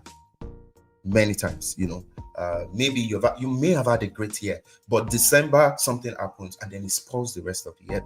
By having things that we've written, that we can go back and read those things, and see the things and have reasons to be grateful and to be proud. There's some of us we thought that last year was a terrible year for us, but if you look back, this was one of the things we did at the reflection session. If you look back, there were miracles, there were things that you got done that you have forgotten, that you are not giving yourself enough credit, that is now making you feel terrible about yourself, right? Practicing gratitude will help us. And then doing a body scan to notice any sensations or emotions in our body. This is like an entire different field, right? Because sometimes memories are stored in in our physical body. And why that happens is that sometimes the traumas we have happen within certain things, happen around certain parts of our body, or we were part of those situations in different ways, right? For example, for a child that has, I'll give you this example. There's a time that I lived with someone, right? And there was it was a lot of trauma, a lot of negativity, that whenever someone stands behind me, or someone raises their hand like this, I dodge, right? That can tell you that there are a lot of slaps have gone on, in that area, that unconsciously, I do not like people to stand behind me, and there are a lot of things that we say, I just don't like this. That's me. I just don't like this. That's just me. I don't just like it. Many times what we're just doing, we're just labeling our traumas, labeling our traumas. But they are valid reasons, But if we don't reflect, if we don't ask questions, if we don't see, be in tune with our bodies, and this goes to a lot of men, right? A lot of men are not in tune with, we're not in tune with our bodies. Our bodies are like distant members of our life, Maybe because of the women's menstrual cycle, they are in constant, in constant relationship with their bodies. They know, and maybe that is why women take care of their bodies so much, not necessarily because they want to show off or they want to do this, but because they are in a relationship with their body. They relate with their body. Some men don't even relate with their bodies. Like, they don't relate with it. They don't like, they don't know their bodies. They don't talk to their bodies. They don't, reflect. They don't, except to just shower. And that's why some of the behaviors that looks like they are stereotypes, they have reasons that are powering them. Yeah, but there's no relationship, there's no connection with the body. So everything that we do is outside. We just think, or we just do. Being able to reflect on this helps us. Listening to guided meditations or relaxing music, would also help us in our time of meditation. It helps us to create a condition, an environment that helps us fight distractions, help us fight distraction, help us fight all the business of the world. Which I use this a lot. Like, my life is driven by music. My life is driven by music, and maybe because I understand that, but I've learned to use music to help me drive my life. If I'm feeling lethargic and I have some things that I need to do, the first thing I look for music. In fact, I have one sort of habit. If any song comes to my mind, I will sing it, and I will or look for it and play it. And I remember there was a day that I was listening to, or the song that came to my mind was this ImisiOluwa's song. And I mean, if you follow me on WhatsApp, you will see me post songs many times. That's to tell you that I'm always interacting with music. I was listening to ImisiOluwa's song. I wasn't listening to it. It just came to my mind, and it was this "Meet Me at the Altar with My Father." And I was singing it, and the next thing I just sang, "Pade mi ni sale," right? It was my mind that was reacting, but I sometimes allow myself to, to let that, just flow, to let that flow, to let my mind breathe. So finding a quiet and comfortable place to sit and observe your thoughts without judgment is an important part. There's a sort of masterclass that I'll be doing in February, which is understanding yourself and mastering yourself, but it helps us to observe our thoughts without judgment, and then joining a mindfulness or meditation class or group to learn from others would also help, which is also one of the things that we are doing after this event. The links will be shared so you could be a part of our daily check-in and meditation. All right, so that's about reflection. I wanted to speak about that before I go into how we can then the other part of the strategy. Okay, so that what a transition. And I sing it like I sang the two of them like that. And if you think about it, right, he met me there too anyways. So it's intentionally planning our day or living our lives daily, is going to help us. And that's part of our an important strategy to have for the year. First is to understand why it is important. And then we may have like a long, the year is long, but you are going to only live one day at a time. So in a strategy or a daily lifestyle plan is going to help us. Of daily, it doesn't mean that it has to be every day, but breaking everything down into, because sometimes when you say that, I'm going to do this better this year, when are you going to do it? It's still going to happen in one day. I'm going to be a better listener this year. But you would have to do it within planning that is going to help. So let's run through some of these things. First and foremost, and I'd like people to comment here. First and foremost is sleep. sleep. Ladies and gentlemen, be sleeping. Sleep, sleep, sleep. And as I'm saying this, I'm looking at myself in this video. I'm saying, sleep, sleep. What did sleep ever do to us as young people? Like, what crime did sleep commit that we have decided to punish sleep like this? What has sleep done to us?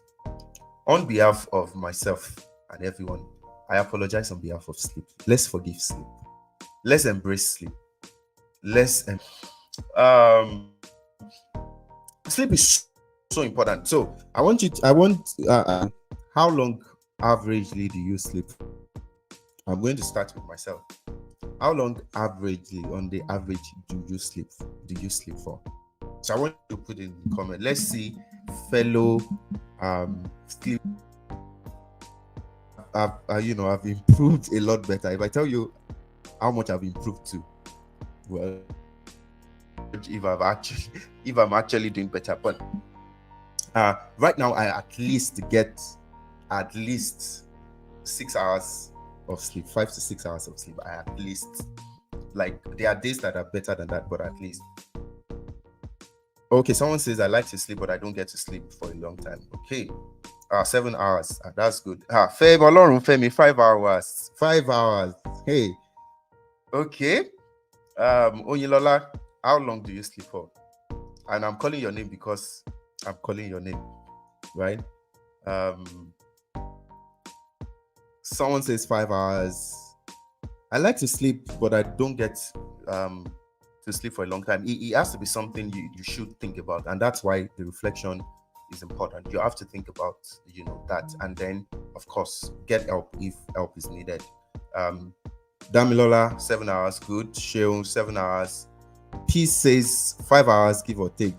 5 hours, 5 hours. We 5 hours, 6 hours, gang. 6 hours. 6 hours. Okay. So I'm trying my best to increase to 7 hours. Oh, awesome.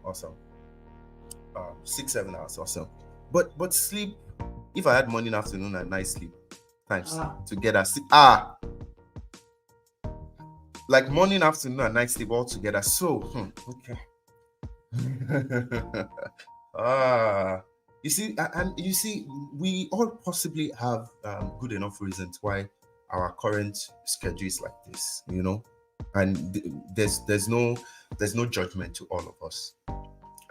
There's no judgment to all of us, but that's why we're having this conversation, so that we can review that plan, we can review our strategy. Like some of the reasons why I said we don't want to do all the hustle of life, get to where we really want to get in terms of our goals, and then we are not alive to enjoy it, one, or we are not in the best state of mind, or our bodies are not in the best state to enjoy all this hard work that we're doing, right? If we are concerned about our productivity, that means that we can be much more productive than we are right now if we would sleep more. In fact, I was reading a research earlier that says that the body needs sleep much more than it needs food. You can survive, or you can survive without food much more than without sleep, right? What are some of the things that we need to do is avoid caffeine after 3 p.m. for those so there's nobody that has said 8 hours, and 8 hours is the recommended right? But that means we have to intentionally begin to plan our day.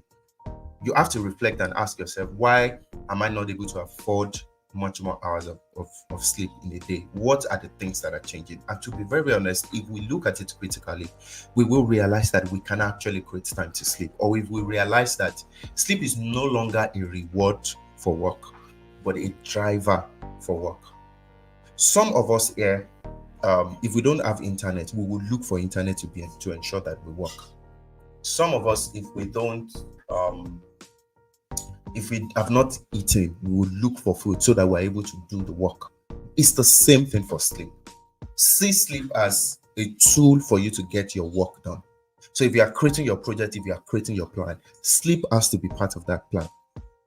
Am I going to achieve my goals this year? And if you are true to your logic, if you are true to logic, if you really are, you are driven by logic, then you should know that that sleep is an important. A lot of us are project managers. We manage projects. You know that there are parts of the project that are not visible, but they determine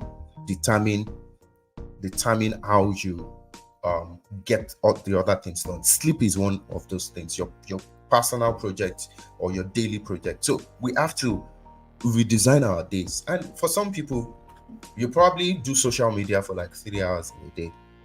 I keep a social media tracker to track how many times I've spent. And sometimes I'm on, like, when I look at all the hours that I've spent on social media, maybe like 3 hours. I can cut one out of those hours to sleep. But first one is the mental decision to sleep. Sometimes it's not like you are really doing anything, but it's just like you just have to do something other than sleep. One of the things you have to do is to sleep. So I love sleep, but when I remember the task, when Oluranti does 8 hours, that's beautiful. You are the only 8 hours we've seen here. Oh, okay. Someone said, but 8 hours is always a go, okay, right? You feel better. You are a better person. You are happier. You are able to get your tasks done, quickly. So one of the things that can help, right? First is this decision or this knowledge that you have that you should prioritize sleep and that you should sleep. Aim for 8 hours. Aim for 8 hours. Aim for. You deserve to be treated like a king. You deserve to.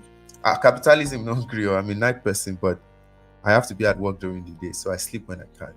Right? I understand that. But you deserve to. And there are different knowledge you will see on social media. Some people say, how can you be in your 20s and you are sleeping for 7 hours, 8 hours?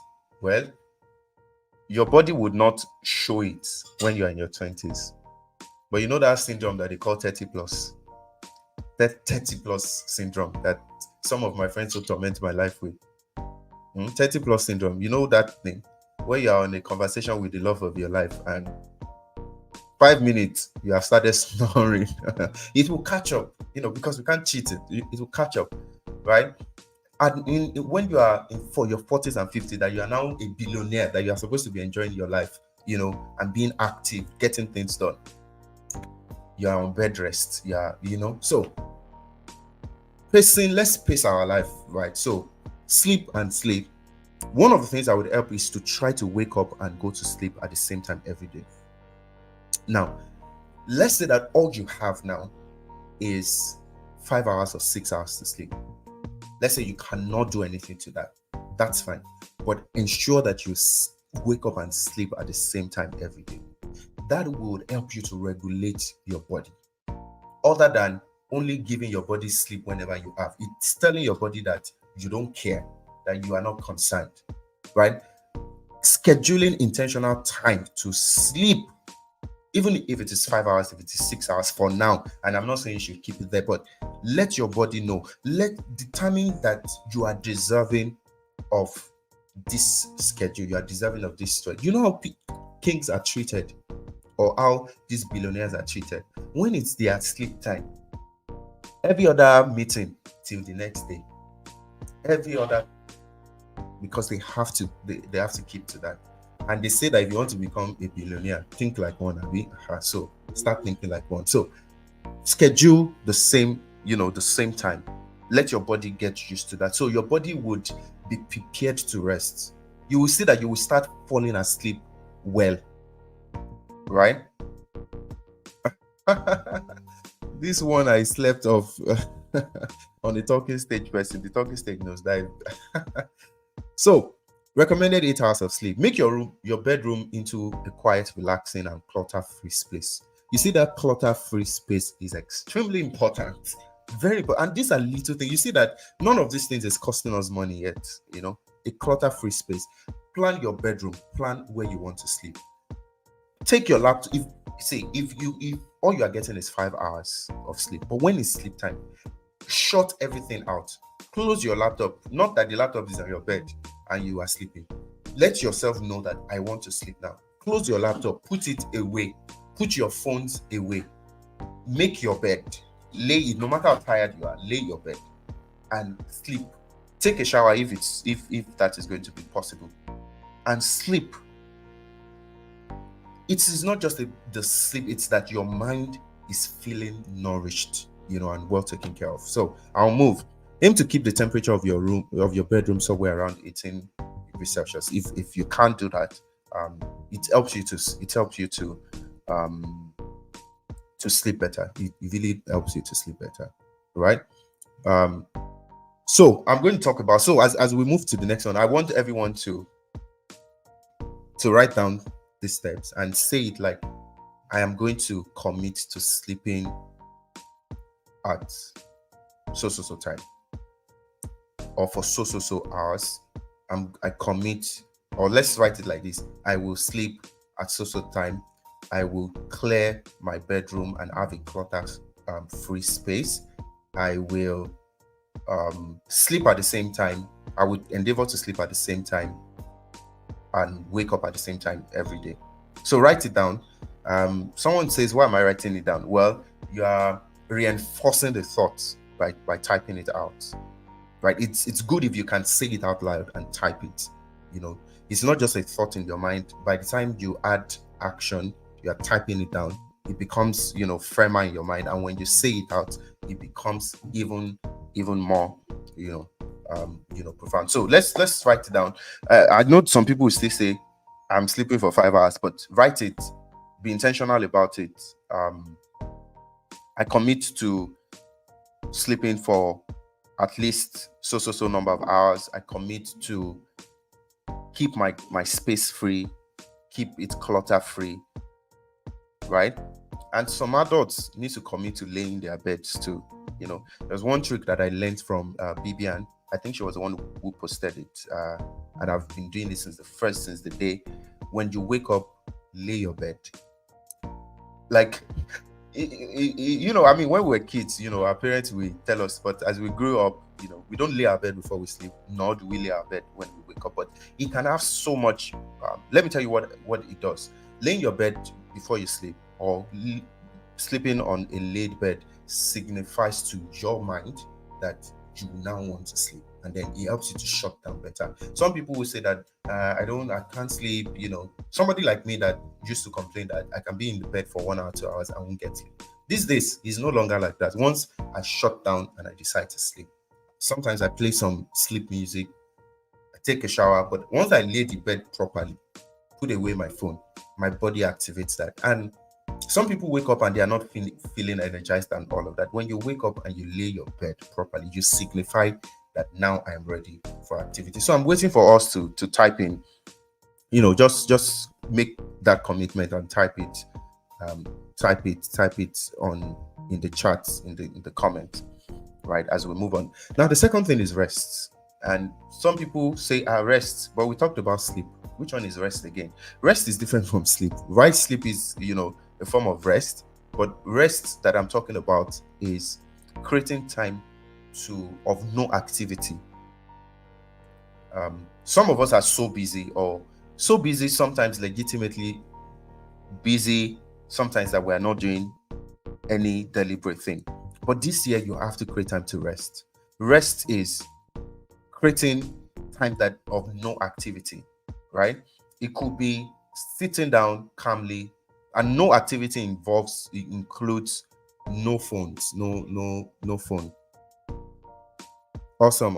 I can see Omolola's comment, right? Okay. Chinaza. Okay. Beautiful.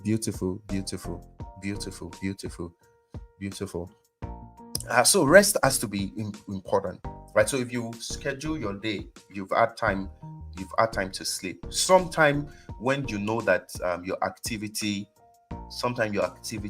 you've had a lot of activity, you should take breaks and rest. Sit down, sit in silence sometimes, or take a walk, sit in silence, sit in nature.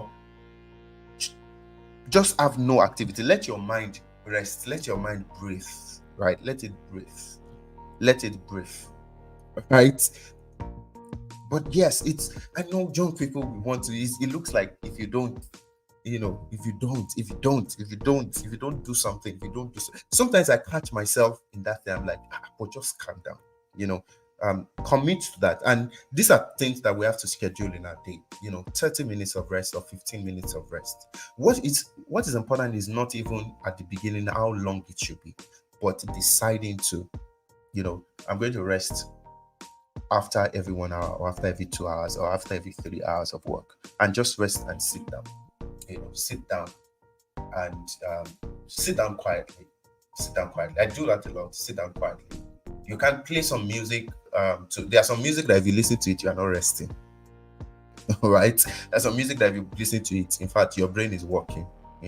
But there's some music that just they just flow in the background, and you can just you deserve it. You deserve it. You deserve it. You work a lot, so find time to rest. You can lie on your back with your hands by your side, spread your feet apart, and just lay there. Just lay there. If you sleep off, fine. Just lay there, right? Think of being relaxed yet, but you are still aware. It's not like sleep where you have to sleep. And mind you, sleep. Because I saw someone's comment who said morning, afternoon, evening, everything all together 6 hours. Sleep also has to be at a stretch. It has to be. It takes time to settle into real deep sleep, and you can use a sleep tracker to, look at to track your sleep, right? So yes, bring your attention to your physical body and then to your breath. The answer spinner the other day allows me to just drift and relax from academic or beautiful.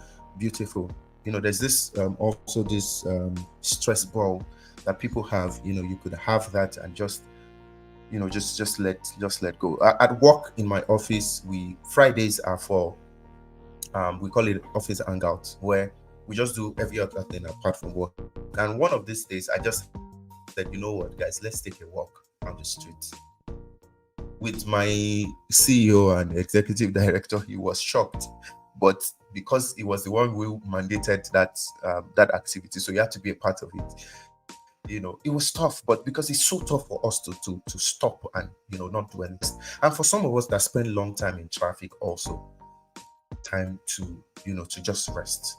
If you are in the Uber, rather than picking up your phones and catching up with the stress of social media, you should just lay back and just rest. Just could be a time of reflection. You are even in the downfall bus too sometimes. No matter how stressful it is, sometimes just rest. One of the other things I do is I a street or two streets before my house, so that I can have some time to just take a walk. Because oftentimes once I get, I'm trying to make food, I'm trying to, so I just spend, some time and just take a walk. All right. So rest. Yeah, sonata, classical music, jazz music. I don't rest with classical music. I rest more with 20th century, 21st century music. Jazz helps me to relax, right?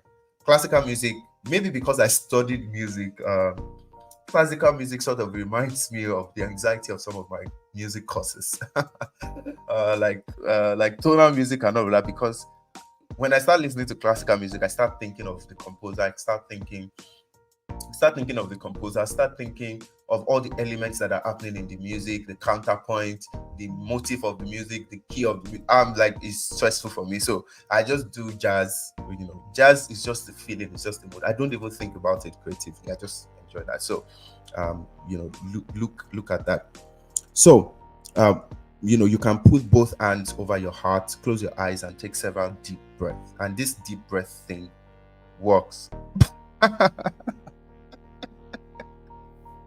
Definitely, someone said rest inside downfall might not be a good idea. Make your rest no lead to anxiety when your stuff don't move. Yeah, I understand that reality, but you can still be relaxed inside the downfall. You can keep your things and then relax. Make sure you collect your change and be relaxed, or get off as safe as possible, if a few bus stops to your house, so that you can just take a walk or stay back, before you move, before you travel, or before you go leave work. Take a walk. I remember when we were walking somewhere far away around Aja, we'll just stay back at work, relax, watch movie, and just chill. You know, and of course, we need to also start thinking of vacations and going to parks where we could just sit. I used to go. I go to the park. I haven't done that. I didn't do that last year, but last 2 years I used to go to the park at Alausa and just sit. Just sit down, look at what people are doing, and just enjoy. And interestingly, for me, weddings are a beautiful way for me to relax. Interestingly, because I get to see people doing their life, and weddings that I'm not doing anything, of course. I just sit down and observe people. The person fighting over food, like, it's just always amusing to me. Just looking at human beings interact, right? Breathing is so important. Breathing in for 2 counts and breathe out for 4 counts. Taking breath and exhale and inhale and exhale between our tasks, between the things we're doing, works a lot. So our time is fast spent. Social connection is something you have to prioritize this year. Having meaningful and supportive relationship with others would help you cope with stress, boost your mood, and enhance your self-esteem. Social connections is important. Keeping in touch with your friends, having friends. The scripture says that if you want to have friends, you have to show yourself friendly. But I believe that we are not without anyone in life. Our family. Some of us have families that care about us. Maybe because of some disagreements that are topical, we have let those relationships, just go like that. But you have to, plan it. Someone may say, I'm not the talking type. Okay, maybe you are not, but you can plan it.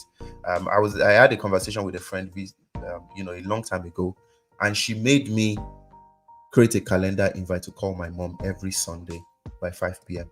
That is, if no conversation has happened, at least that reminder will pop up on my phone and says, Be Shola. And then I would be forced to call her, listen, just gist, right? And then, but all those little things they add, right? If you work in a place, for especially those of us that work remotely, sometimes take a walk around the street, be friendly with the people you live around. If you live in an estate where there's nobody, have social connections with people virtually. Call your friends, schedule time to hang out, meet and talk and gist and hang out. I know Lagos can be serious, but one of the ways you will cope with the stress of Lagos is also to create time. Some of us go to church. If I was telling someone over the week that one of the reasons why suicide rate, depression rate, and all of that in Nigeria is minimized because we go to church a lot, right? Because the church, in a way, is like an enclave that meets a lot of our emotional needs. You get to church, there's a message of hope that is preached. So no matter how anxious you are, you get a message of hope, and hope is important for anyone to live. People who end their life are the people who have nothing else to hope for, or who are in situations and they don't have hope that there's anything better. So as long as you are keeping hope, then you are better able to handle your situations. There's social interaction in church or in religious spaces, right? Even if you don't talk to anyone, if you are the type that you get to church in the morning, before the grace like this, you have gone. At least somewhere in the sermon, the pastor will say, tell your neighbor that it shall be well with you. You interact. Somebody interacts with you. Somebody will smile at you. I remember when I used to attend Daystar, and there was this difficult moment in my life. But there was someone. I get to church early, so I always sit together with this person that just has this positive vibe, this energy. An elderly person, but he always just interacts with me better, and that was so relieving. I always look forward to it, right? You dance, you move your body, you shake, you sing, you express yourself. Sometimes the pastor will say, tell God what you want. You get an opportunity to express. You pray, you express, you sing, you express. It's such a beautiful place, and I totally recommend, right? So meet up with your friends it could be a morning walk or breakfast. And this is to all my friends that are my friends that we will just be living our lives, and we will not even. You need to create time, to meet and just meet. Do one of the things that I like about Abuja is that they have places where you can just go to drink tea, right? In Lagos, I mean, if I know there are tea houses in Lagos, but sometimes they are far away from where you are, And when you go to some restaurants in Lagos, it's so noisy, the DJ is just playing, blasting, blasting, blasting. But sometimes there are some. I've identified a few places here that I live where you could just walk in, have calmness, just take a cup of smoothie or tea or something and just relax. Spend some of this money on yourself, and then call for a short chat during your lunch break. I get to chat with a lot of people, and it helps me. I get to chat with my friend, it helps me. Random conversations, just pop up, and it helps. And then find a community. The Unclutter community is one that we're working at for this year, so that people can just have a sense of community to on something that is shared, shared idea, and we could talk. Sometimes when we meet an Unclutter, it's usually a lot of fun. Our physical meeting, usually a lot of fun, a lot of re-energizing ourselves. So find a community, a part to be. You could volunteer to help in one way or the other, and just interact with people. Now, the other part of social interaction, which is social media, is also a cause of stress for many people. Is causes stress for many people. Constantly consuming information about other people's life can cause us to begin to compare ourselves with them, or cause us with a lot of anxiety. Sometimes a lot of us have no business being anxious, if not that we go online, we see other married people. We go online, we see someone who has borrowed money to borrow clothes, to borrow fine restaurant, to borrow somebody's phone to take pictures. And we look at ourselves and we judge ourselves so terribly. We have more money than the person, we are doing better than the person, but the person has found a way to just take a better picture. And then we begin to compare ourselves with that, and it looks like we're not doing well enough. Sometimes comparison is not like we're saying, this person is better than me. Sometimes it's just that feeling of dissatisfaction with ourselves or where we are, And there are a lot of people around you that are telling you you're amazing, but that one person that seems to be doing better, you just causes you to be dissatisfied. Like Femi says, the God when syndrome, just like God when, God, am I a spoon?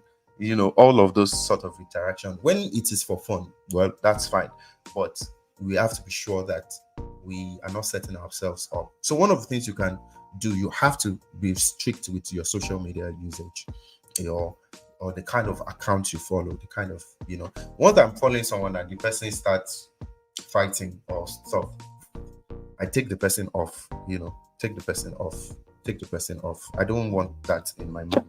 So keep your phone at night, keep your phone in a drawer or outside your bedroom while you sleep, right? Sometimes I do this, I put my phone under the bed so that I don't have access to it, or sometimes I keep it in the living room so that once I say I want to sleep, I can go into the room and sleep. Make a list of alternative, more meaningful activities to replace your usual scrolling, like reading a book, like some board games, like dancing, conversation with people. Like they say, these days our phone takes all of our interaction, but that's not good enough. Let's interact.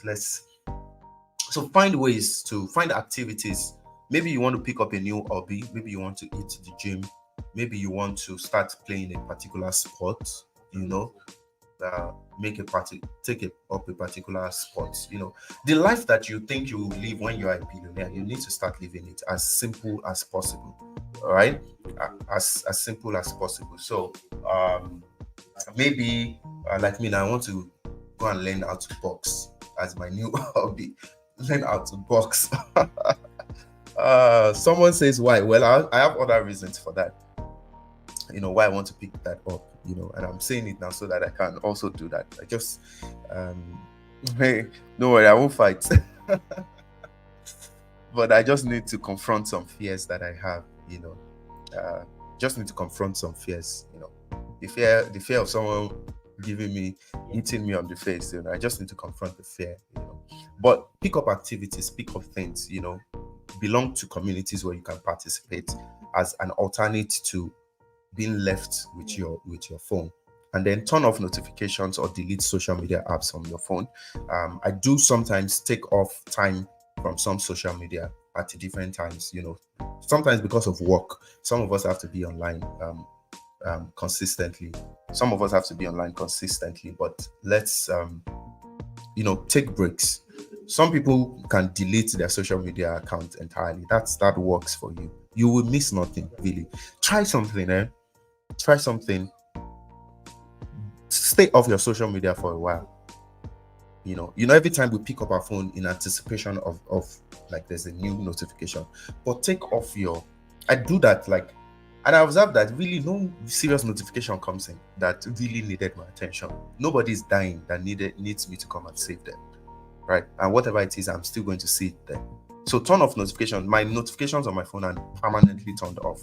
WhatsApp, everything permanently turned off. I only see them when I open my phone. They're permanently turned off, because I don't want the constant buzzing. And then because I interact with a lot of people, that constant buzzing, does my head somehow. So create space for yourself. And if there's nothing to do, sit with yourself, read a book, enjoy yourself.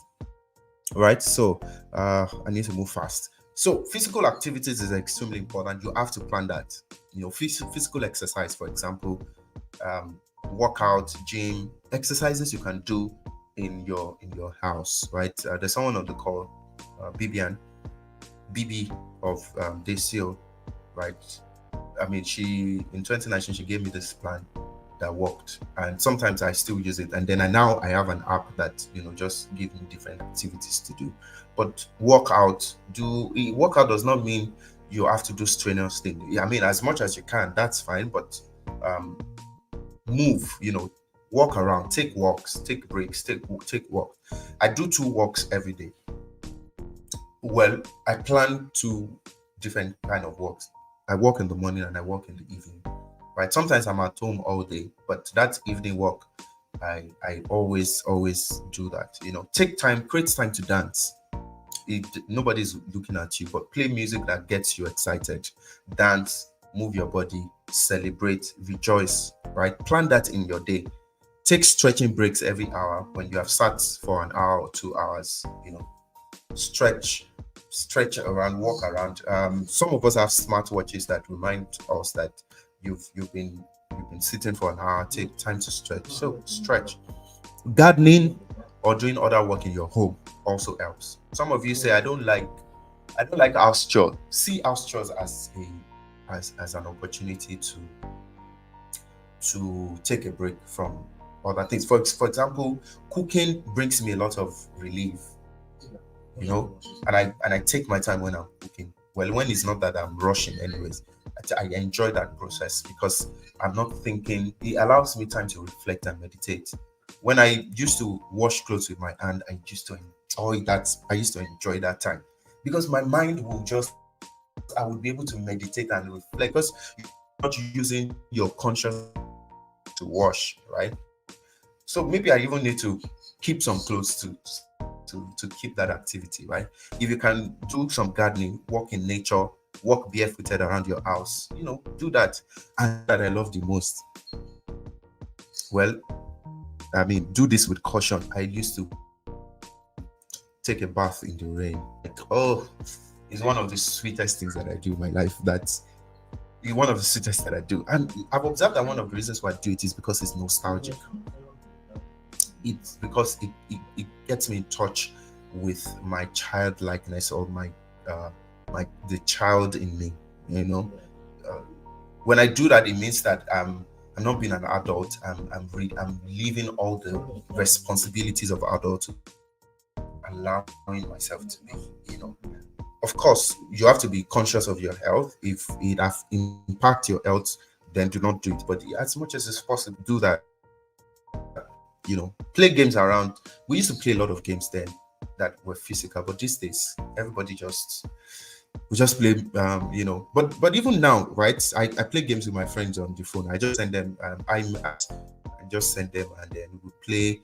It doesn't matter; they might respond 2 hours later, but it's just that interaction, and then planning physical activities, attending like unclutter events, a weekend family hike or walk. But I'm in a place where there's a lot of nature activities, climb, we're not too young to start planning vacations, you know, vacations that will get you to have physical. And I know that a lot of people are picking that up. So all of that is beautiful. You have to plan it into the way. Then healthy and mindful eating.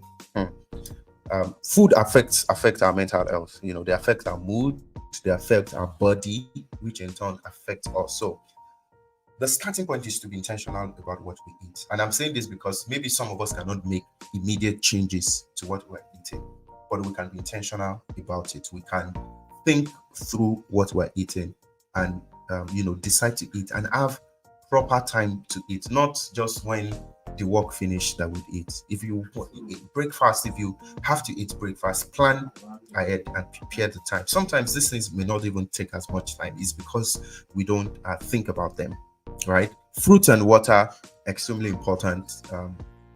Certain food that we really have to limit and take out of our food, right?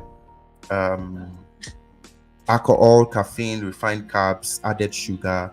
Many of these things are not doing us the best good. And then, of course, talk to a nutritionist. I mentioned BB of Desio earlier because I saw her in the chat. I mean, that's what she does. I have another friend, Cairo Diet Clinic. That is what they help you to plan, and you'll be amazed that you don't. Sometimes it looks like you have to diet, or dieting has to be you eating some strange and weird thing. That's one thing I love about my plan with BB, right? Because it was the same things that I was eating, but I was thinking about them differently. I was interacting with them differently. There was a different plan, and that is extremely important. Don't just be eating noodles. I've completely eliminated noodles from my own diet, right? But don't just be eating noodles or rice, right? The only thing you are recommended to eat is dodo. To eat it as much as you want. That's the only thing that, it's not a professional opinion anyways, that personally I would say, don't worry, just eat dodo. But you have to be intentional, about the things that we eat. Now, scheduling. Sometimes the stress that we have in our days can be eliminated if we just plan the day properly. And planning the day does not mean everything has to work 100%, but it gives us an overview, an outlook of what our days can be. It helps us to be in control and in charge. And when certain things want to go out of the way, we're in a better position to deal with them. So, for example, planning your day a night before means that you are actually going to reflect and meditate and think about it. So things will not jump at you. You have control of what your day is going to be like. That settles your mind, right? When you wake up, you are driven. You know what is going to happen. You don't just wake up not knowing what to do and then you start thinking about it, right? Plan your day before. It doesn't have to be the most detailed plan. There's something that I recommend, which is breaking your day into different segments. I mean, maybe we'll probably have a session on how to probably plan our day, but you break your day into proper section. There's someone that recommends the 8-hour rule, which is plan your day into 3 8-hour segments. 8 hours times 3, that's 24, right? The first 8 hours for sleep, right? Of course, you can adjust all of these as it's saying. The next 8 hours for deep work, for proper work, you work. And then the last 8 hours divided into I think 2 hours, right? 2 hours for friends and family, 2 hours for yourself, hygiene, to take care of yourself, to eat, 2 hours for play, and just that division. But it helps you to plan your day. So whatever activity you want to have, you have to then schedule that into that day. although the plan, I don't use that 8 hours strictly. So what I do is I have a time of the day that I called my rituals, right? Those are things that are non-negotiable. My sleep time, my meditation time, my writing time, and my planning time. They are. Someone is about to eat noodles. Oh, someone is about to eat noodles. Well, I mean, just be intentional about it, and make adjustment as it goes, right? But my that ritual time is extremely important, right? Because I've observed that when I sort that out, or when I'm able to do that rituals, every other part of the day becomes easy. Like I feel more fulfilled, when I've slept well, when I've taken time to meditate, right? Meditating means that I have clarity in my thoughts, and and then I write, right? Journaling and then writing stuff. I feel like by the time it's 9 a.m., that is when that session ends for me. By the time it's 9 a.m., I am fulfilled already. So no matter whatever problem wants to happen, is coming to meet me from a place of fulfillment, right? By the time the problem comes and wants to get me, it would have been much, much later in the day. Do you understand? So I've spent like half of my day already fulfilled and excited, and ready. As someone says, golden morn is the way. Yeah. So I'll let the professionals let you know if if it's fine. But it already shows that sometimes some of these things, food choices that we make, is because we're trying to, just be quick. But it's really beautiful to cook yourself a meal. Really beautiful to cook yourself a meal. And the meal, by the time you become intentional, you realize how easy and simple, right? You have like some fruits in the house, and you make yourself a small plate of fruit, fry some plantain, like you're enjoying life with fish, that you made by yourself. It's sorry, Dodo keeps coming up, but I do not apologize for that. But anyways, right? After that morning ritual for me is usually time for deep work, and that time for deep work is usually like 3 hours, because really the amount of time I can spend to do deep work is really not more than that. The rest of the days, I'm tired and I do light work, right? But put your most mentally intensive work around that time. Don't spend that time doing things like maybe replying to emails, and all of that. Put the intense work. Let's say you want to plan. Let's say you want to create something. Put the mentally stressful work at the beginning of the day, and then let it scale down like that, and then take time to rest. If you take time to rest, you revitalize yourself and you'll be able to do. And then the last thing on scheduling is don't overload your day with too much things to do. And that's one mistake that we do when we create our daily like TTD, or when we create plan. You write everything that you need to do in life, you write it on that day. At the end of the day, you are only able to do one or two of them, and then it adds to your own fulfillment, because now you have failed to do everything you want to do, and now you feel unfulfilled. At the time of planning, it looks like, okay, you know what, let me just write it, but have a holistic view of what you need to do. Am I able to do all of these things today? What are the most important things that I need to do? Because at the end of the day, you still would not do it on that day. You are still going to do it maybe 2 days after. So instead of trying to be the perfect person or the good person, put it 2 days after and not today.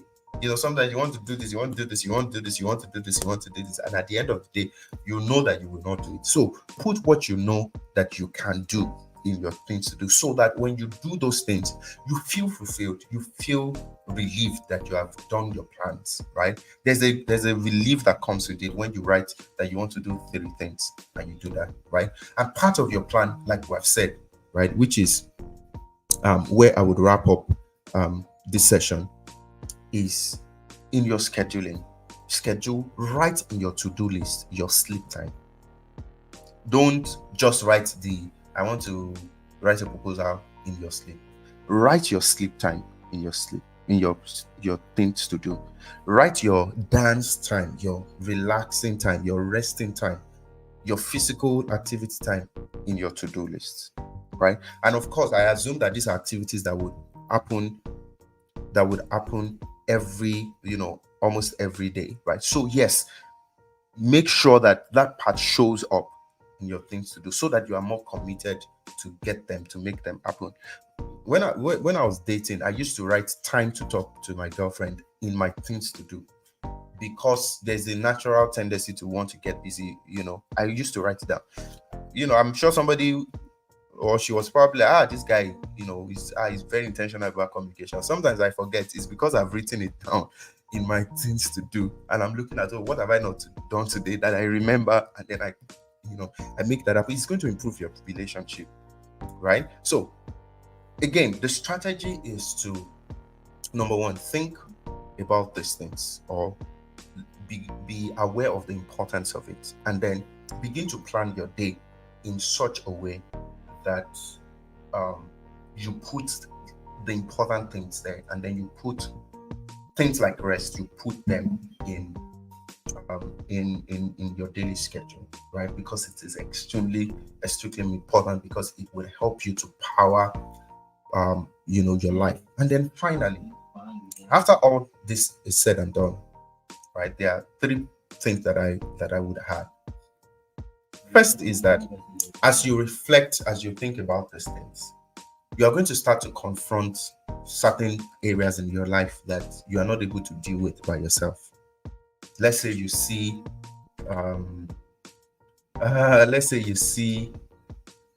anxiety showing up too frequently, and you've tried your best but it's not working. Then it's time to talk to somebody about it. It's time to see a therapist, right? Because they are more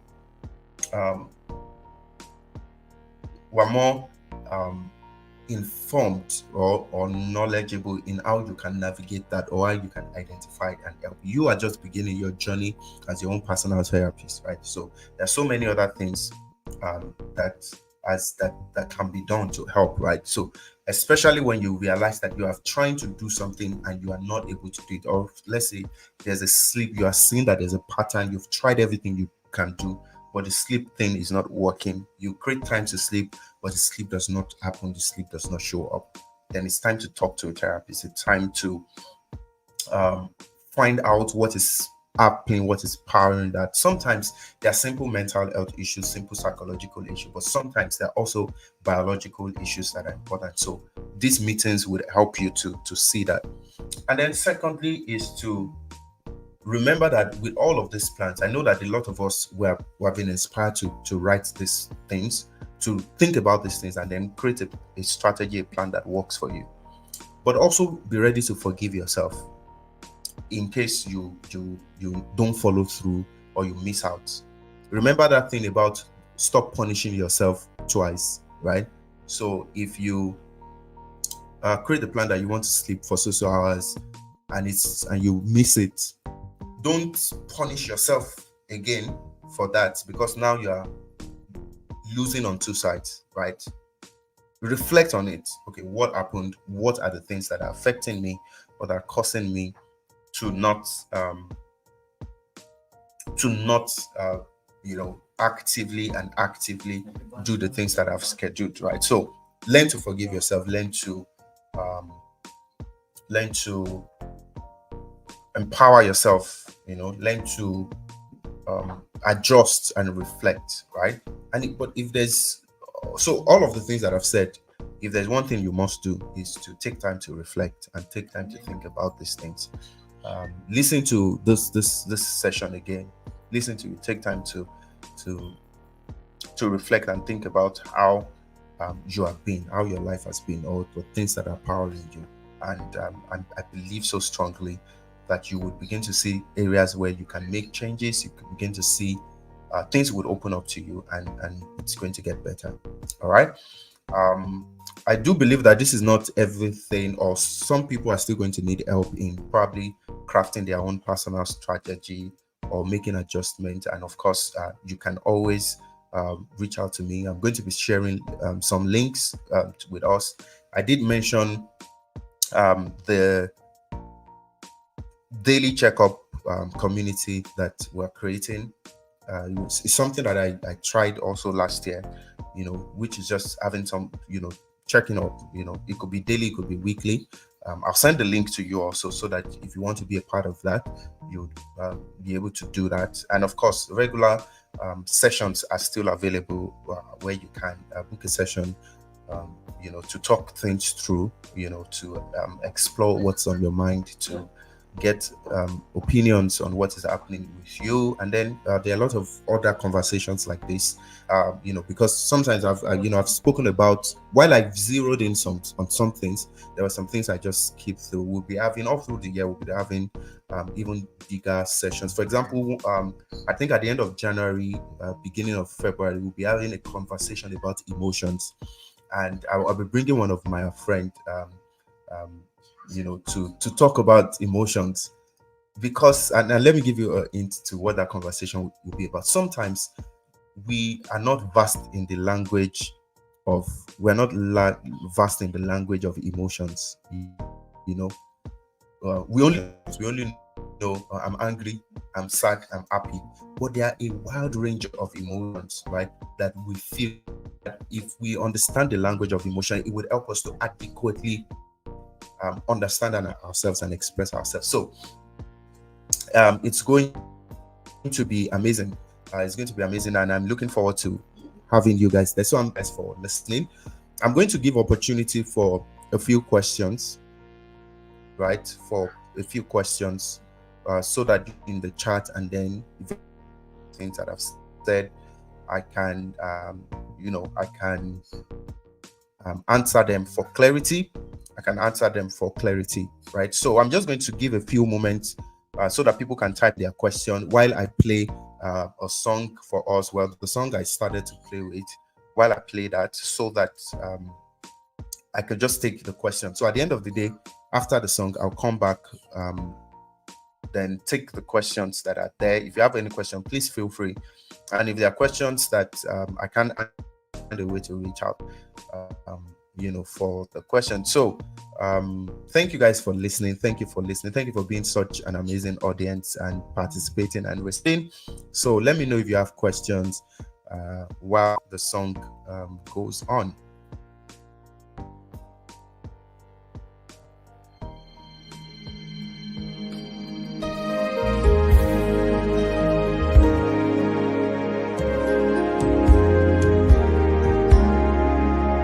If we have a word that we can speak, if we have a song that we can sing, a visit that we can extend, or a gift that we can give, could be a listening ear that we can spare, or a smile that we can spread.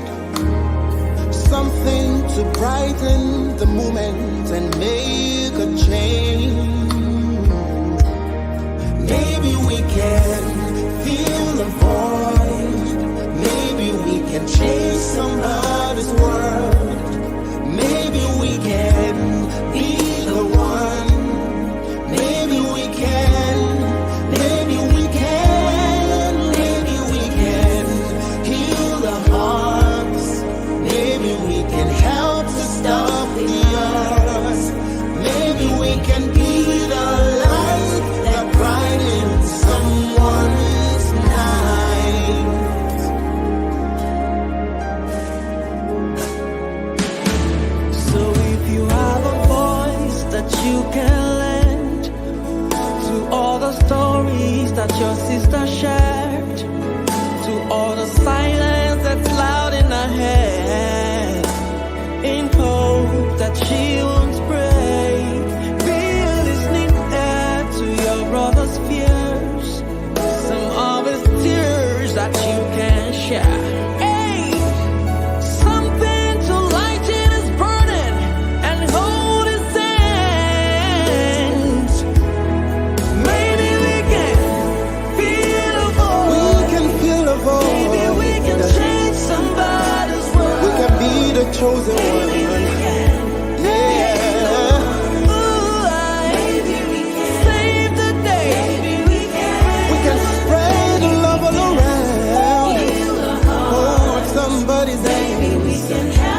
Share the love and make it go round. No. Maybe we can be the light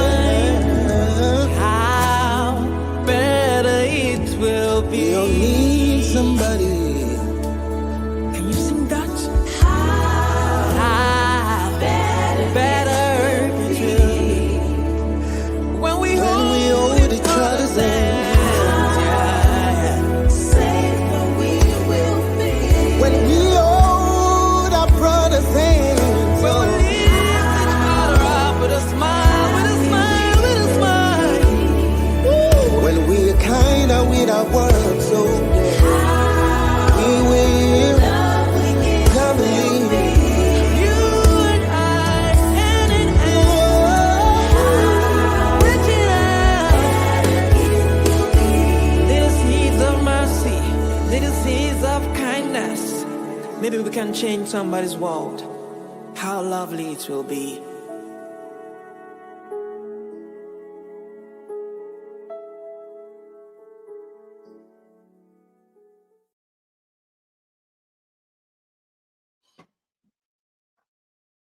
All right, so welcome back. And so I got so I can see two questions there. Someone says that can we eat pounded yam every day? It's a wonderful meal and a good form of exercise. How do I answer that question? Yeah, I'm so sure I definitely know the person is from Ekiti. So I know the person is from Ekiti. So well, every day if you farm the yam that you pound, and if you pound the yam that you eat, maybe, right? Maybe that will work. But again, it's about being intentional,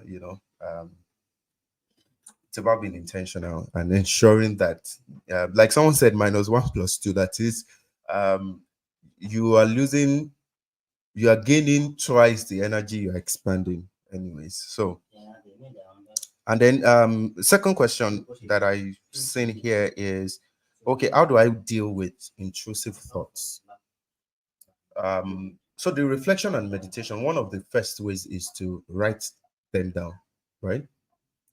Write them down so that they can take a life outside you. They can take a life outside you and you can put them down. And then you want to then be, that also helps you to now look at the kind of thoughts that you've been having. You know, is there a pattern to the thoughts? Are there particular time of the day that these thoughts come, or after a particular kind of excuse me, or a particular circumstance or situation that this thought come from? With there, it gives you an insight into what is happening, you know and with that, what is next, what to deal with, what is inspiring those thoughts, right? It might look like they are random, but by the time you begin to journal, by the time you begin to put it down and ask yourself some questions, you begin to see patterns. Maybe it happens after a set of disappointments that you face, or a particular thing happened. Then you're like, okay, this is your body's way or your mind's way of reacting to this kind of issues. And then you want to begin to ask yourself, okay, why this choice of reaction to this? Since when has this started, right?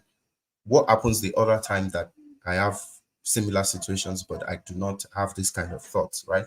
So it just helps you to be informed, and then you can seek a professional relationship where you can um, understand what is happening. You can think about these things, and then they can reflect back to you. And I'm very sure that would absolutely help. Okay. Work is a major source of stress for me. My job requires I work with other people daily, and it seems they only deliver when I shout. This stresses me out a lot, and I want to stop. So again, right? Of course, I don't know. There's probably a lot of other context or other things that bring context to this situation, right? And this is one of the reasons why it's important to talk to a therapist or have a session, because you are able to provide the necessary context, and further follow-up questions will be asked, right? But always know that you shout because that's a method you have found that works, right? That's a method you have found that works. There are probably people who will be in your situation who don't even know how to shout, who have not learned that behavior, right? Everything is learned. Who have not learned that behavior, right? Who have not learned that behavior, and who would choose other methods. So, and I'm saying that to say that it is not that it is an automatic rest. It's not like it is an automatic solution to that. It's just a response that you have found that works, and there are other ways to respond to that depending on the peculiarity of the situation, which I cannot speak to. But again, start with reflection and mindfulness. um, the next time, every day or the next day, think about all the moments that you've shouted and ask yourself, why exactly are you shouting? what exactly is the situation, right? And how did you feel after you have shouted? And how has the situation or the circumstance been changing since you started to react this way, right? And is it like, oh, actually, this is a really effective way of getting the kind of result that I want? And sometimes we shout because, or we react this way because um, people are not giving us what we want, and so we want to overpower them as a way to get them to pay attention to us, or we are not getting the attention that we deserve. We're not getting the response we deserve. So it's a cry for attention. Actually, it looks like we're trying to deal with them, but we're reacting to ourselves, you know. And this comes up especially in dealing with children and toddlers, you know, when parents feel that, okay, my child does not, your child is also learning that you need to shout for them to behave. If you don't provide the option of shouting to get them to behave, both of you will look for alternatives to get them to behave. Do you understand? So there's a vacuum. The shouting is already filling a vacuum. It's already filling a vacuum. If that vacuum exists, you have to think of other things, you know. So, but of course, I know that there are other contexts involved in this, which might, you know, there might be other professional things you have to do within work to deal with that. You know, if you have like a system in place, you shouldn't have to be shouting to get other people to get their job done. Well, maybe if you work with children, for example, if you work with toddlers, children, for example, um, you're also teaching them, you know. And that's why sometimes we get married and um, say for example we have to shout to get our voices heard. It's because we've learned it as a way to get our voices heard, you know. We've got, if we didn't learn that, we will look for other ways, and now we need to teach ourselves a different approach to solving problem, or a different approach to getting attention. I hope that that provides some answers for you. But if we can have a further conversation about that. So if there are no further questions, please, if you didn't fill the link earlier, you can fill that so that I can send, you know, some of the details, the link to you. You know, if you want to book a session, send the link. If you want to be a part of the daily check-in, you want to be a part of the larger community, um, everything would be sent to us, you know. So let's not overburden this. So thank you, everyone. Thank you again for being a part of this. It was amazing. I enjoyed speaking with you guys. I thought that 2 hours was going to be a long time, but I realized that I had to rush some of the things that I said. I had to rush some of the things that I said. So thank you for coming. Of course, the video is going to be here, so feel free to share, to cut out of it, to send some parts that make sense to you, and you know, to take those parts and share it with other people, to send to videos to people who need it to listen. And then, of course, this is happening on YouTube, so please subscribe, subscribe, and subscribe, like, and share. So thank you, everyone. I'm going to play the music once again. Of course, it's my song. It's a song about loving other people, being showing up, and then can't find the link. Oh, okay. Um, the link is there. Just find it in the chat, and then I'll ask someone to repost it again. To repost it again. You know, I hope it's clickable. Actually, I hope it's clickable. If not, you can just type that. Type it, and so thank you, everyone. Thank you, thank you, thank you. I'm going to play the song again. Play the song again, and I just want everyone to just, you know, show a sign, just, you know, let us know that you were here, and you know, thank you, thank you, thank you. All right, I'll see you. So the music, yeah, the music is on Spotify and on all streaming platform, as well as other music. Just search for the ImisiOluwa. um you find my humble self there, trying to change the world one music after the other. um you know, so let me Let me see if I can also share the link. But in if you just go to my website, you would find a link that gets you to anywhere you want to go.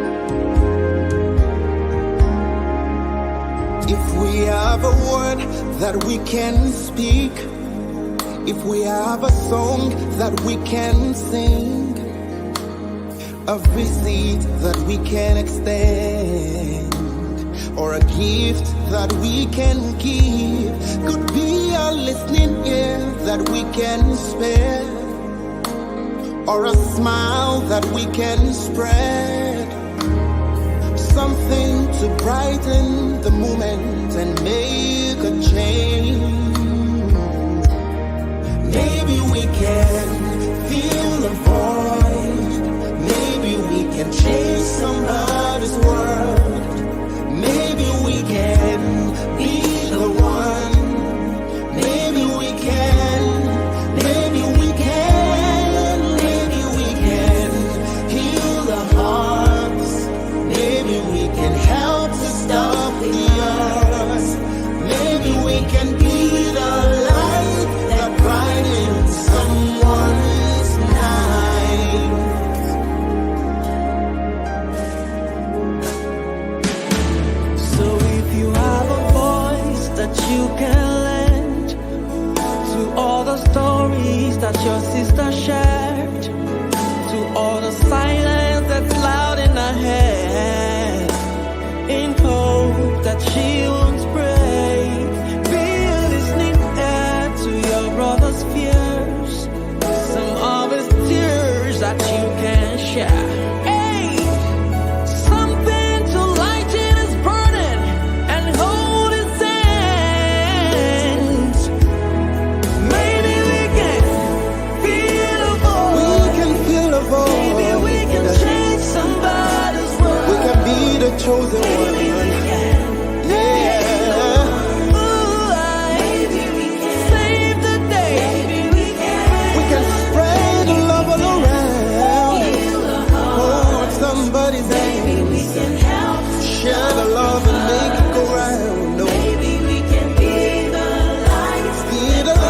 the brightening someone's light. Oh, don't you dare give up on me, 'cause I know that your love's all I need to carry on. You're my brother, man. You're my sister, too.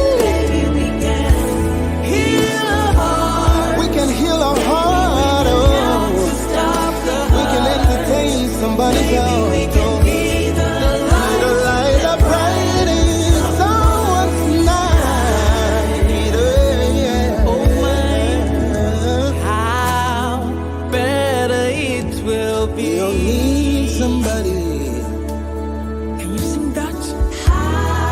How better it will be when we hold each other's hand. When we hold our brother's hands. When we lift each other up with a smile, with a smile, with a smile.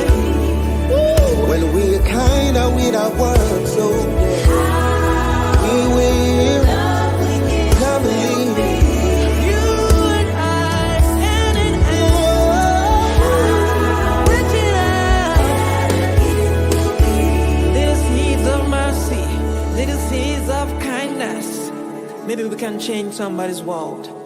How lovely it will be.